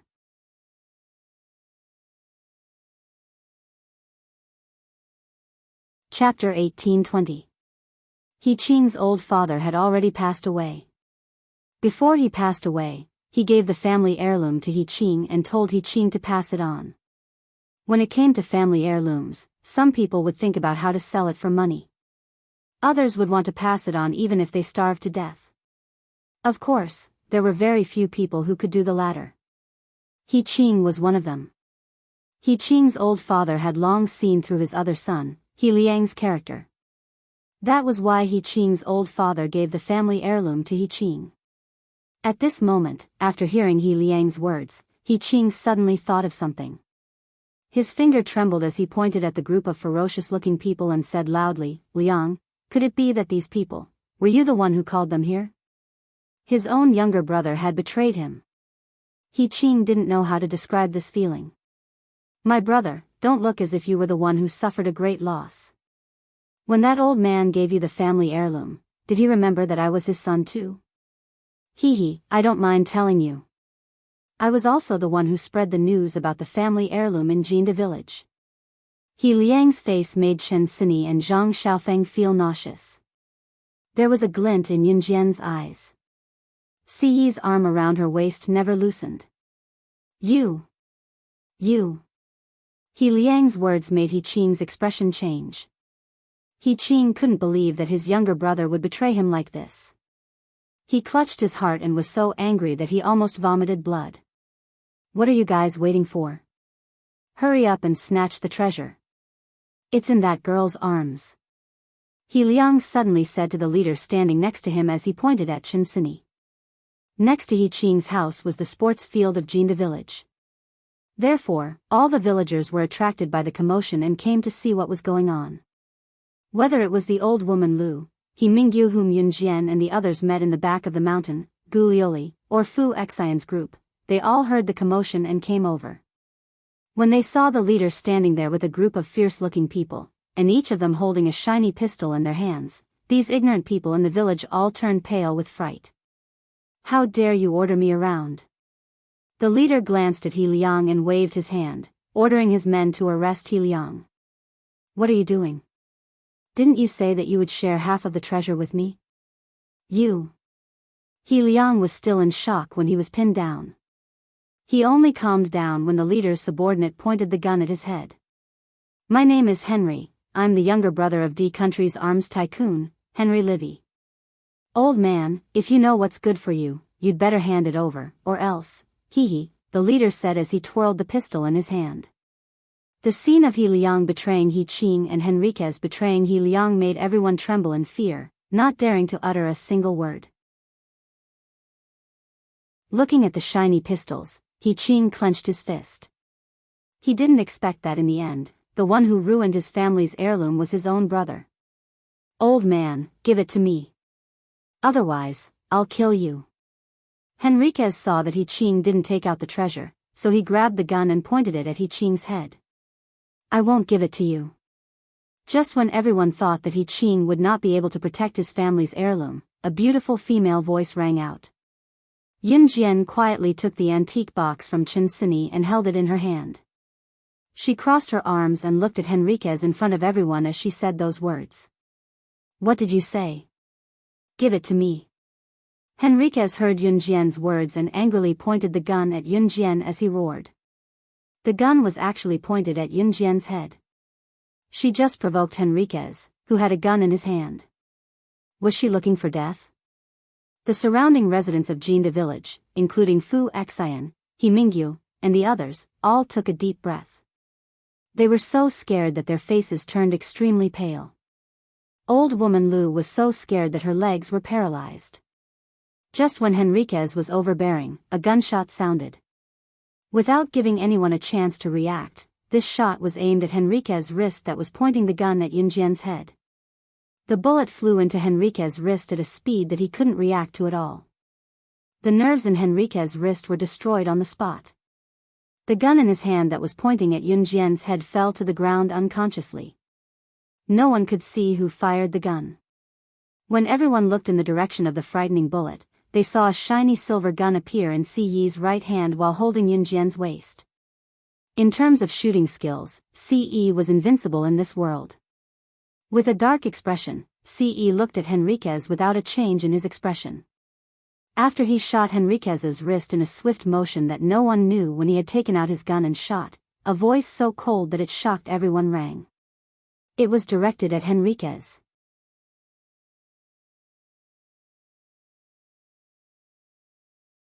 Chapter 1821. The surrounding people were shocked by Si Yi's actions. What was even more frightening was that Si Yi also had a gun. And all of Henry's subordinates also had guns. Even if everyone knew that Si Yi had a gun, they would never have thought that Si Yi would do such a thing. Just because Henry pointed his gun at Yunjian, Si Yi fired at him. Not to mention Si Yi's marksmanship, just his actions alone were enough to show that he was disregarding his own life just to protect Yunjian. There were many girls present, and Si Yi was so handsome. When these girls saw this scene, they couldn't help but be tempted. Nowadays, how many boys would really disregard their own lives for the sake of the girl they liked? Just as everyone was thinking this, Henry, who had one of his wrists crippled, held his hand and roared, "You actually dared to shoot at me. Kill him. Kill them for me. After taking the treasures, don't leave a single one alive." Henry's tone was very agitated. It was the kind of furious roar that came from enduring the pain in his wrist. So what if Si Yi had a gun? He was only one person after all. The Jinda village residents standing in the distance were so frightened that their legs went soft. Henry had obviously suffered all kinds of knife and gun wounds in the past. How could he be ordinary in the black market? Although Henry was in great pain from Si Yi's attack, he could still endure it. Just as he growled, Henrius held his injured wrist. His eyes darted around, not looking at Yunjian closely just now. Now that he was looking at her delicate and beautiful face, he could see that she was delicate and pretty. She was more perfect than any girl he had ever ked. Henrius' eyes suddenly narrowed, and his lower body swelled. Perhaps because Si Yi dared to shoot at him and injure him, Henry wanted to take revenge. He pointed at Yunjian and said to his subordinates, "Don't kill this girl. Kill everyone else. Hee. How dare you injure me? I'll king rape your woman in front of the whole village." The person Henry wanted to take revenge on was naturally Si Yi, who had hurt him. He was the younger brother of the D country's military tycoon, Henry Liwei. How could a brat like him provoke him? Originally, Si Yi didn't plan to make a move, but after hearing Henriquez's words, Si Yi's eyes flashed with a strong killing intent. Even he himself could not bear to touch his Xiao Jian. "You can prepare to die now." Si Yi let go of Yunjian's waist and took 2 steps towards Henry. Yunjian blinked. "What did you say?" Henry glared at Si Yi. However, the moment Henriquez spoke, Si Yi's tall figure appeared in front of Henriquez like a phantom. He directly passed by Henriquez's subordinates who were protecting him, his speed as fast as a bolt of lightning. Raising his hand, the gun in his hand was pressed against Henriquez's temple before his men could even react. Without any hesitation, the bullet went straight into Henriquez's temple with a bang. The residents of Jinda village had never seen such a scene. At the same time, the residents of Jinda village retreated 3 feet in fright, their faces drained of color. He killed someone. The second before Henriquez closed his eyes and stopped breathing, his eyes widened in disbelief as he fell to the ground. His subordinates were all highly trained assassins. These assassins could even buy him time to escape the pursuit of a top 10 international secret agent or assassin ranking. However, CE just now was like a phantom, appearing in front of him in seconds and killing him directly. Such skill, other than slaying God who ranked first in the international secret agent ranking, no other male in the world could do this. Could he be from an Hun group? However, before Henriquez could think further, his body had already fallen to the ground. The surrounding residents, including Fu Xian, He Mingyu, and the rest, had a drastic change of expression as they retreated to the corner of the wall in fear. Even Henry's men were stunned by CE's simple yet fast speed that could not be captured by the naked eye. At this moment, CE had put away the gun in his hand. With both hands in his trouser pockets, he kicked Henriquez's body more than 10 meters away, causing Henriquez's body to fall onto Henriquez's most prized subordinate. In front of everyone, CE's mellow voice that was so cold that it was frightening rang. He spoke openly about his identity to Henry's subordinates.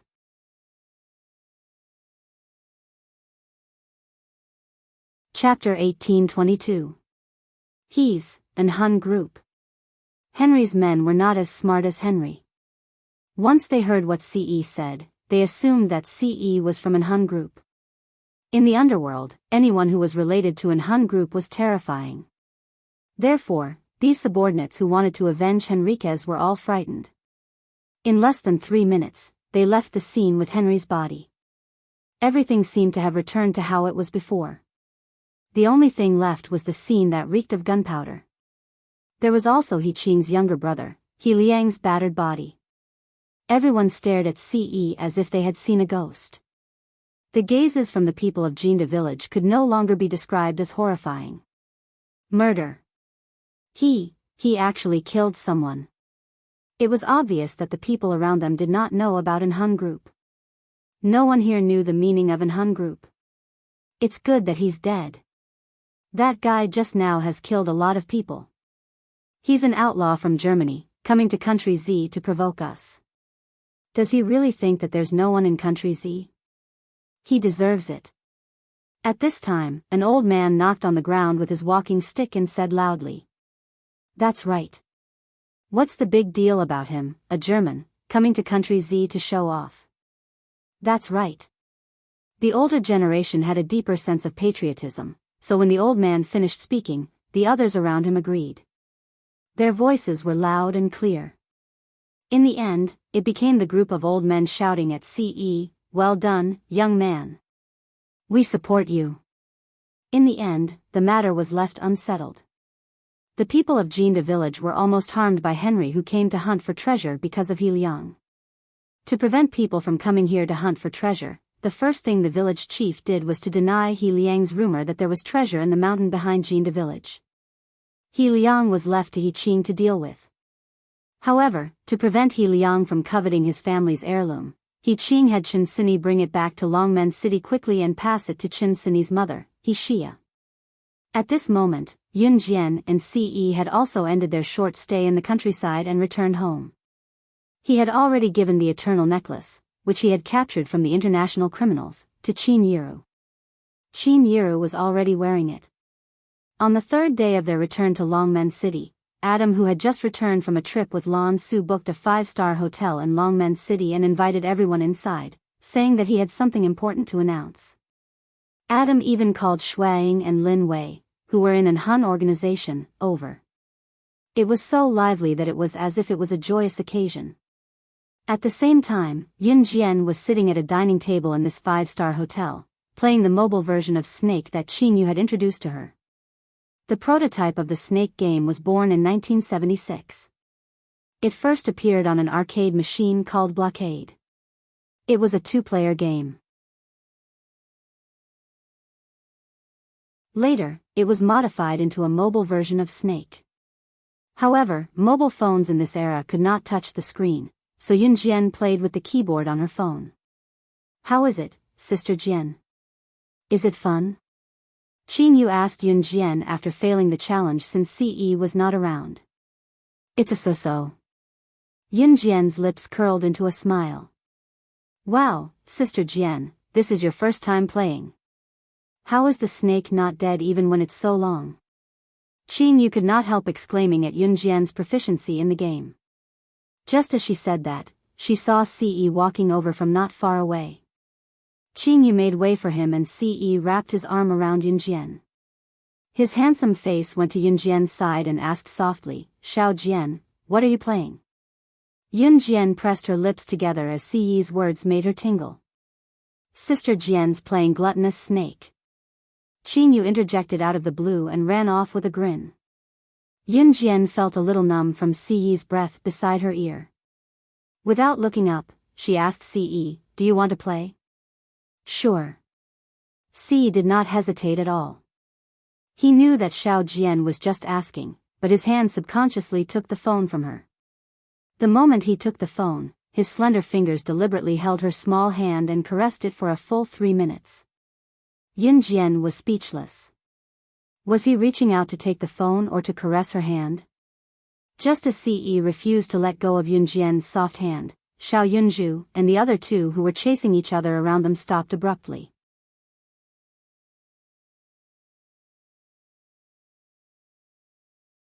Chapter 1823. At this moment, Ce's bony hand was holding onto Yun Jian's delicate hand, refusing to let go. Cough, cough, cough. Qin Yiru blushed when she heard what Xiao Yunju said. She quickly walked over to grab Xiao Yunju and dragged the three of them to the side. Fortunately, they were all on the same side. Qin Yu, Gu Nianji, and Luo Berry were all there, so they were not surprised by this.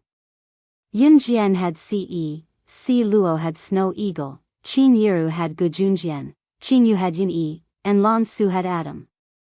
Even Xiao Yunju was holding hands with Duanli, looking extremely happy. Gu Nianji, who was sitting alone in the corner, watched the scene before her. She pouted and waved at Luo Berry. "Little Strawberry, come here. Come here quickly." Luo Berry had been secretly eating pastries at the table, but when she heard Gu Nianji calling for her, she took 3 pieces of pastries from the table and walked over to Gu Nianji.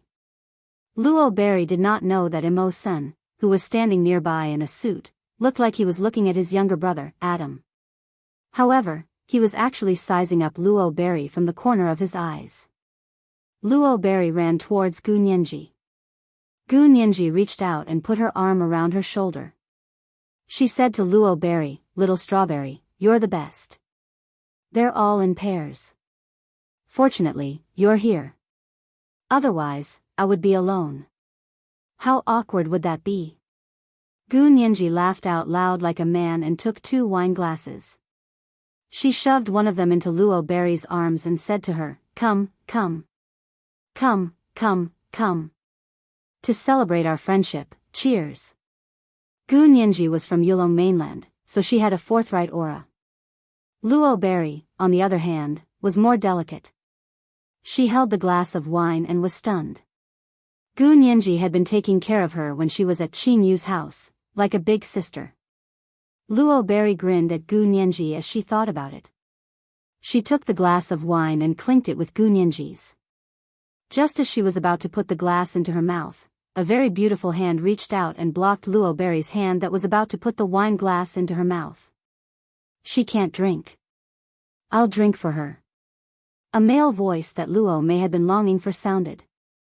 The voice was very pleasant to the ears, and there was a hint of a cool breeze in his breath, making people feel refreshed. Mawson, who had been watching Adam the entire time and secretly glanced at Luo Berry from the corner of his eyes, couldn't help himself when he saw that Luo Berry was going to drink. He walked over and snatched the wine cup from Luo Berry's hand, downing all the wine in one gulp. Luo Berry was shocked by Imo Sun, who suddenly walked over. She was stunned and didn't react for a long time. You don't have to drink for me, I can drink." Just as Lockberry was about to explain, Imo Sun interrupted. "Drinking is bad for a girl's body. Don't drink in the future." After saying that, Imo Sun took away the wine glass in Rockberry's hand. Luo Berry was stunned. Gu Nianji, who was beside her, covered her mouth and snickered secretly behind Luo Berry's back. She thought to herself, "My little Strawberry, this is all I can do for you." Outsiders did not know that she, Gu Nianji, had a very proud title in Yulong mainland, matchmaker. At this moment, Adam suddenly wrapped his arm around Lan Su's waist in front of everyone and carefully walked over. From the looks of it, he seemed to be afraid that Lan Su would fall.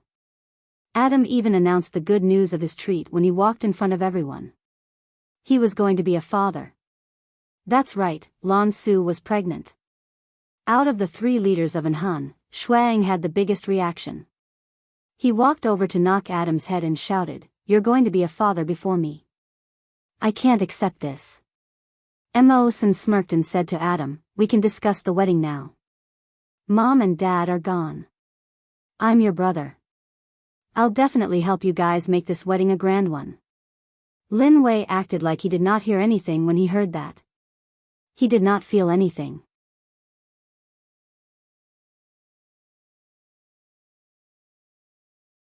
Chapter 1824. Adam's announcement was indeed a pleasant surprise. Once the news was announced, everyone who was present was pleasantly surprised. Everyone's reactions differed greatly as well. Looking at his 3 brothers' reactions, Shuang was the most agitated. Adam even glanced at Shuang smugly and said with a grin, "I can't compare to you in other aspects, but you can't beat me in this lifetime when it comes to being a father earlier than you." Among the 4 leaders of an Hun group, the most boisterous were Adam and Shuang. Lin Wei was the most composed, followed by Mo Sr. "What's the use of being a father earlier? It's amazing to have more children. It's still too early for you to compare yourself to me." Shuang chuckled at Adam, unwilling to admit defeat. "Then why don't we compete to see who has more children in the future? Whoever loses will go to Amazon for a year?" Adam countered. "Come on. Do you think I'm scared of you?" Shuang replied. "Young master, we've made this bet in front of you. You have to remember it in the future. No one is allowed to go back on their word." Adam turned to Ce and said confidently. Ce, whose hand was still on Yunjian's waist, smirked and glanced at Adam and Shuang sharply. "I'll send both of you to Amazon tomorrow for a year to practice. How about that?" Adam and Shuang declined quickly at Ce's words. "Please don't, young master. You can't do that." Yunjian had actually known about Lan Su's pregnancy since a long time ago. Lan Su could not keep it a secret and had told her long ago.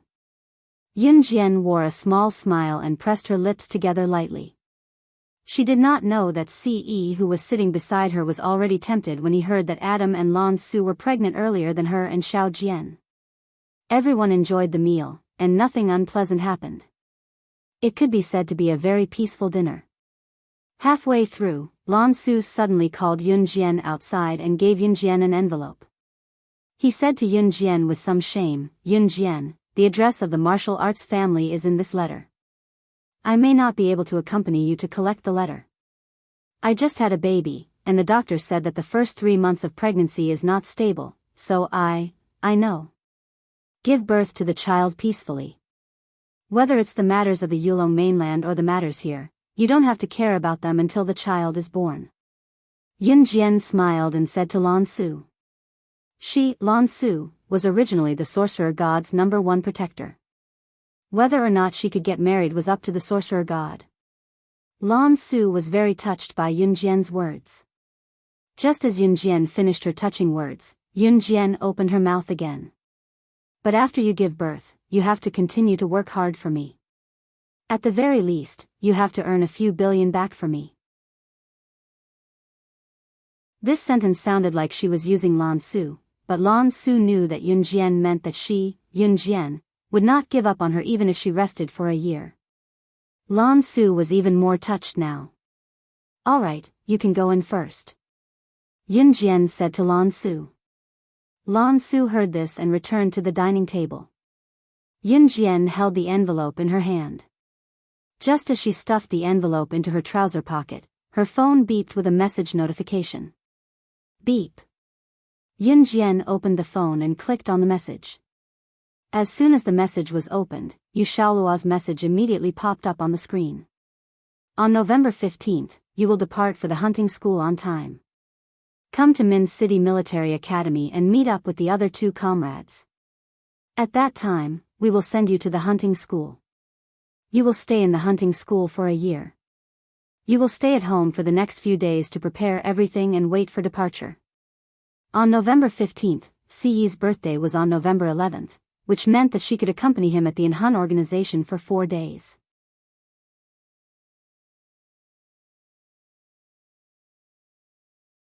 Chapter 1825. Of course, before CE's birthday and before heading to the hunting school, Yun Jian had something else she had to attend to. She had to head to the martial arts family and retrieve the envelope that her mentor had left in the family. The envelope contained a detailed way to contact her mentor. After dinner and returning home, CE tugged Yun Jian's hand and led her into the house. If one were to ask why CE was pulling Yun Jian into the house, there was no need to ask. It was to make a baby. Once they entered the house, CE pushed Yun Jian against the door, using his tall and lean frame to press against her and speak to Yun Jian in a numbing tone. Xiao Jian. CE's action sent a shiver down Yun Jian's spine. Pressing her lips together, she was about to speak when CE stopped her. His thick breath choked her. The faint, pleasant scent made Yun Jian wrap her arms around his neck and stand on her tiptoes to deliver a kiss. The kiss lasted for more than 10 minutes. Xiao Jian. CE murmured softly by Yun Jian's ear. The sound numbed Yun Jian so much that she slumped against him. Just as CE was about to unbutton Yun Jian's shirt, Yun Jian suddenly pressed his palm down. No, Xiao Jian, I'll be gentle, CE murmured softly as he bent down beside her ear. No, I'm scared. Can we wait a little longer? Yun Jian's eyes darted around as she found a random reason to tell CE. CE did not do anything else at that, but Yun Jian could tell that he was disappointed. Yun Jian felt guilty. She wanted to do it with him too, cough. But when she remembered that his birthday was coming up, Xiao Jian, you guys are walking so fast. Mom can't catch up to you. Qin Yiru's voice came from downstairs. Yun Jian quickly tidied herself up. Seeing that CE did not move, she reached out to fasten a few buttons on CE's chest. Feeling her small hands pressing on his chest, struggling to button it up, CE grabbed her hands and bent down, his handsome face meeting her pretty and delicate face as he said, I'm sorry, but I'm sorry, but I'm sorry, I'm sorry. Xiao Jian, do you know how alluring you are right now? CE's words made Yun Jian blush. Other than him, there was no one else in this world who could make her, slaying God, the top secret agent in the international rankings, reveal such a girlish expression. Do it yourself. Yun Jian gave up on helping CE with the buttons and walked to the side. CE could not help smirking when he saw Yun Jian's behavior from behind. Was his Xiao Jian shy now? CE strode forward and pulled Yun Jian into his arms, pressing Yun Jian against the door with her in his arms before lowering his head to murmur softly in her ear. Xiao Jian is the one who undid the buttons. She has to do it back. I'll let you go when she does it. Yun Jian was bewildered by CE's words. Let her go? While Yun Jian did not know what CE meant, CE pressed himself against Yun Jian and kissed her passionately. By letting her go, he meant that if she did not button his shirt when he kissed her, he would keep kissing her like this.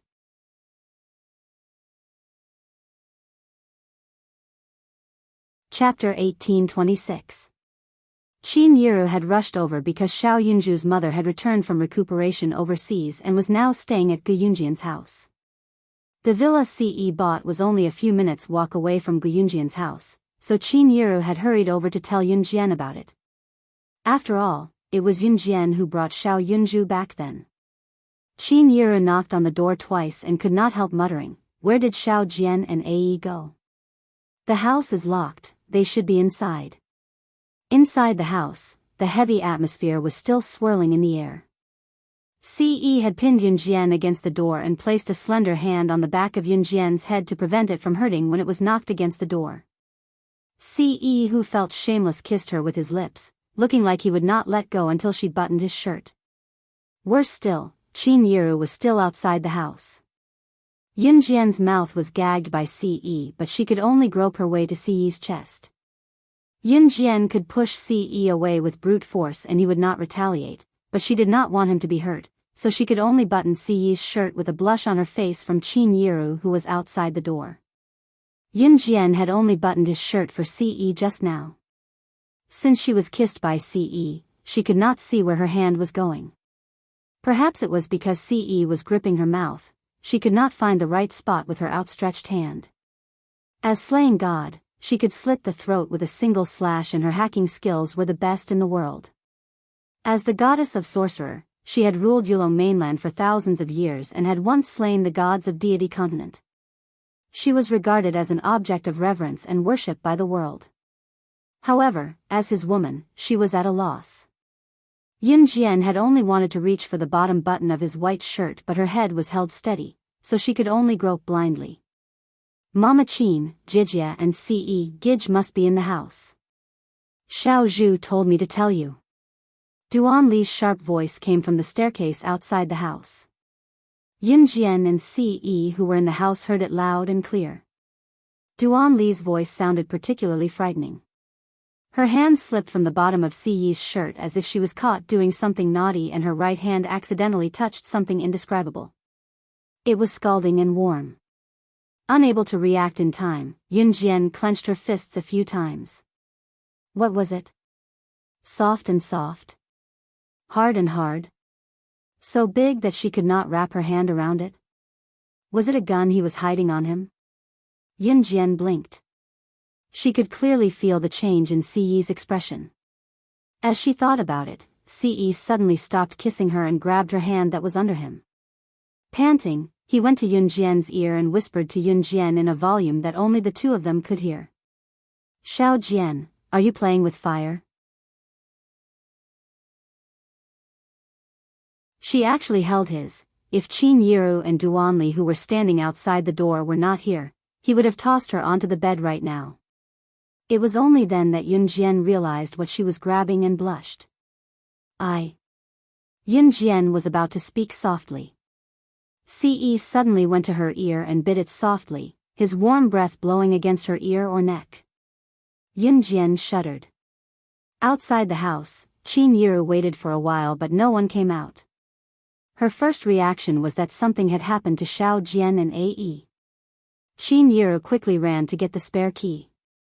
Just as she was about to open the door, she saw Yun Jian walked out of the room drowsily and glanced at Qin Yiru, asking, "Mom, we just fell asleep.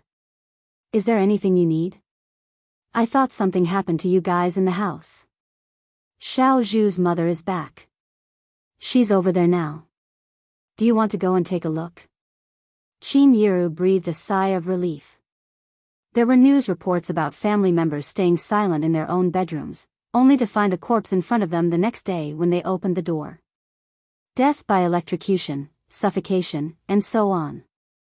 It was inevitable that Qin Yiru was worried. I'll go take a look. Yun Jian's cheeks were as red as a monkey's butt. Pretending that Ce was asleep, she walked out of the house and closed the door, not letting Ce out. She didn't even dare to imagine what had happened just now.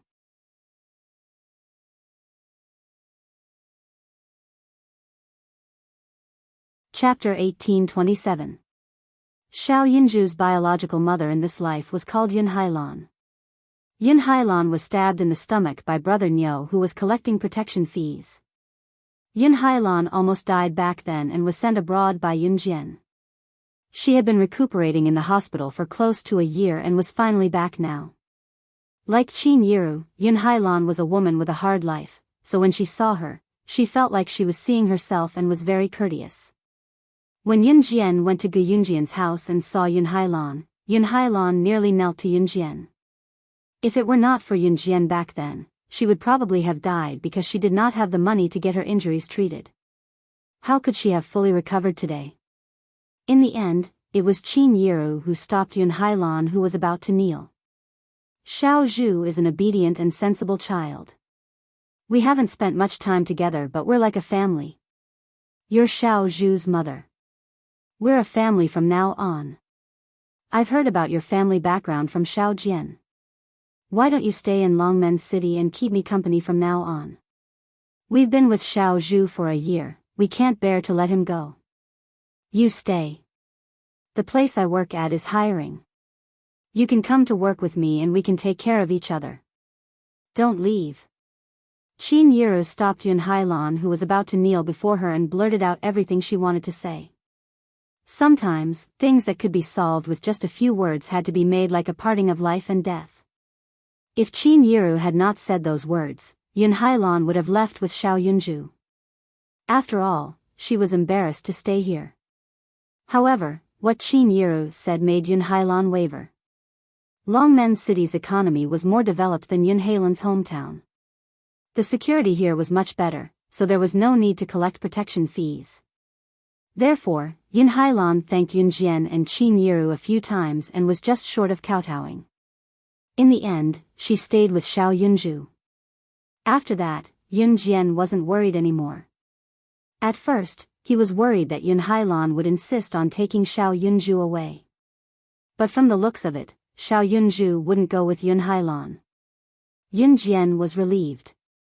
After Adam announced the good news, Mo Sun, as the older brother, began to arrange Adam and Lan Su's wedding date. Lin Wei returned to an Hun organization while Shuang brought Si Luo back to an Hun organization to have a baby. His bet with Adam was still there. Everything seemed to have gone back to square one.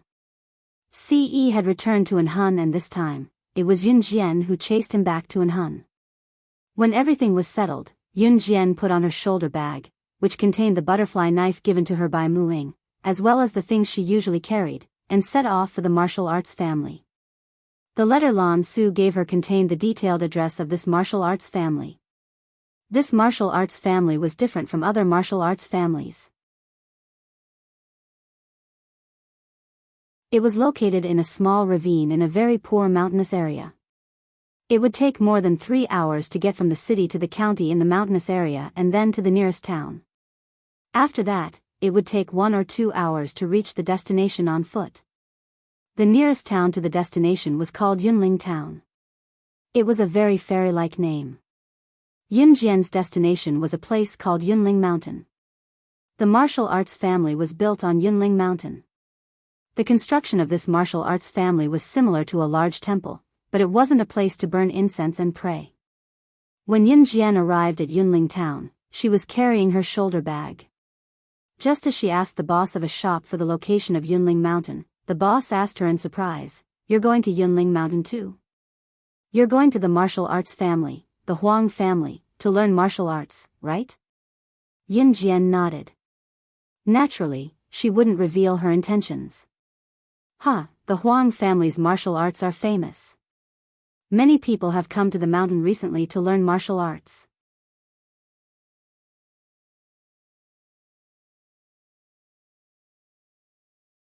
Chapter 1828.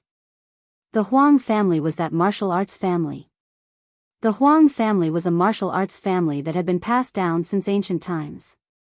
Among the martial arts families, they were considered the top. Therefore, every year, many youths who loved martial arts would go to Yunling Mountain to study under the Huang family. When the shop owner heard that Yun Jian was going to Yunling Mountain, he naturally wanted her to learn martial arts. The others were all tall and strong young men who went to Yunling Mountain together to learn martial arts. There were also young ladies who would follow the tall and strong young men to Yunling Mountain to learn martial arts. Of course, those young ladies would leave after a few days. However, a girl like Yun Jian, who was carrying a shoulder bag, was obviously going to learn martial arts. The shop owner had never seen such a girl before, so he was surprised when he saw her. He recommended Yun Jian to get acquainted with a few young men in his shop who were also going to Yunling Mountain. When they heard that someone was going to Yunling Mountain, a few young men who were eating in the shop quickly came out to greet her. After all, it was a very good thing to be able to make a few friends in an unfamiliar place. Hello. Are you going to Yunling Mountain too? My name is Song Jiqi. I'm going to Yunling Mountain with my brother, Song Jiahui, and a few friends to learn martial arts. Are you going too? The girl who didn't have time to finish her bowl walked out of the shop and greeted Yun Jian. The girl's name was Song Jiqi. Song Jiechi was very welcoming to Yunjian. Yunjian nodded subtly. I'm Jiechi's brother, Song Jiehui. I'm a university student. This is an activity organized by our club. We're going to learn martial arts from a proper martial arts family. A handsome boy stood beside her.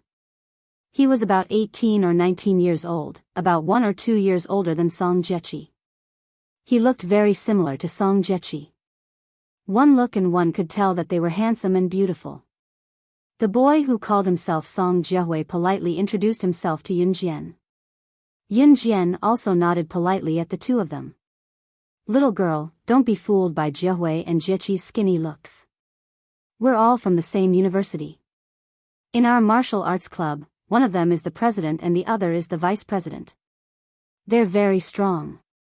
Most of the boys in the school are no match for them. Another boy walked out of the shop. This boy had dyed his hair yellow. He looked like a local ruffian, but he was quite easygoing. He didn't feel like a hooligan at all. After introducing Song Jiechi and Song Jiehui, the boy stuck out his tongue at Yunjian and introduced himself. My name is Lin Xiang. I'm in the same university as them. I'm a member of the martial arts club. According to Song Jiechi, there were 5 members of their martial arts club. Other than Song Jiechi, the other 4 were boys. These people were very friendly, and Yunjian didn't know the way, so she went with them. Song Jiechi and the others hadn't finished their wontons yet, so Yunjian also walked into the store and sat at a table. In addition to Song Jiechi and the other 4, there were 3 other people who were planning to go up the mountain with them. These 3 people were slightly older than Song Jiechi's group. They were all in their 20s. There were 2 men and 1 woman. These 2 men were quite friendly. They introduced themselves to Yunjian. Their names were Gong Yiba and Ma Qinggong. However, the woman in her 20s wasn't particularly good-looking. She was only about 1.52 meters tall, but she weighed 120 kilograms. She didn't even bother to stand up. When Yunjian walked in just now, this woman glanced at Yunjian with a strange look. Then she buried her head and ate her wontons. After eating the wontons in her bowl, this woman knocked her chopsticks on her bowl and chopsticks. She looked up at Yunjian and asked in a strange tone, "You're tuning into the Biyao's Wuxia Chronicles YouTube channel. Don't forget to subscribe and join us on this journey to catch the most captivating stories."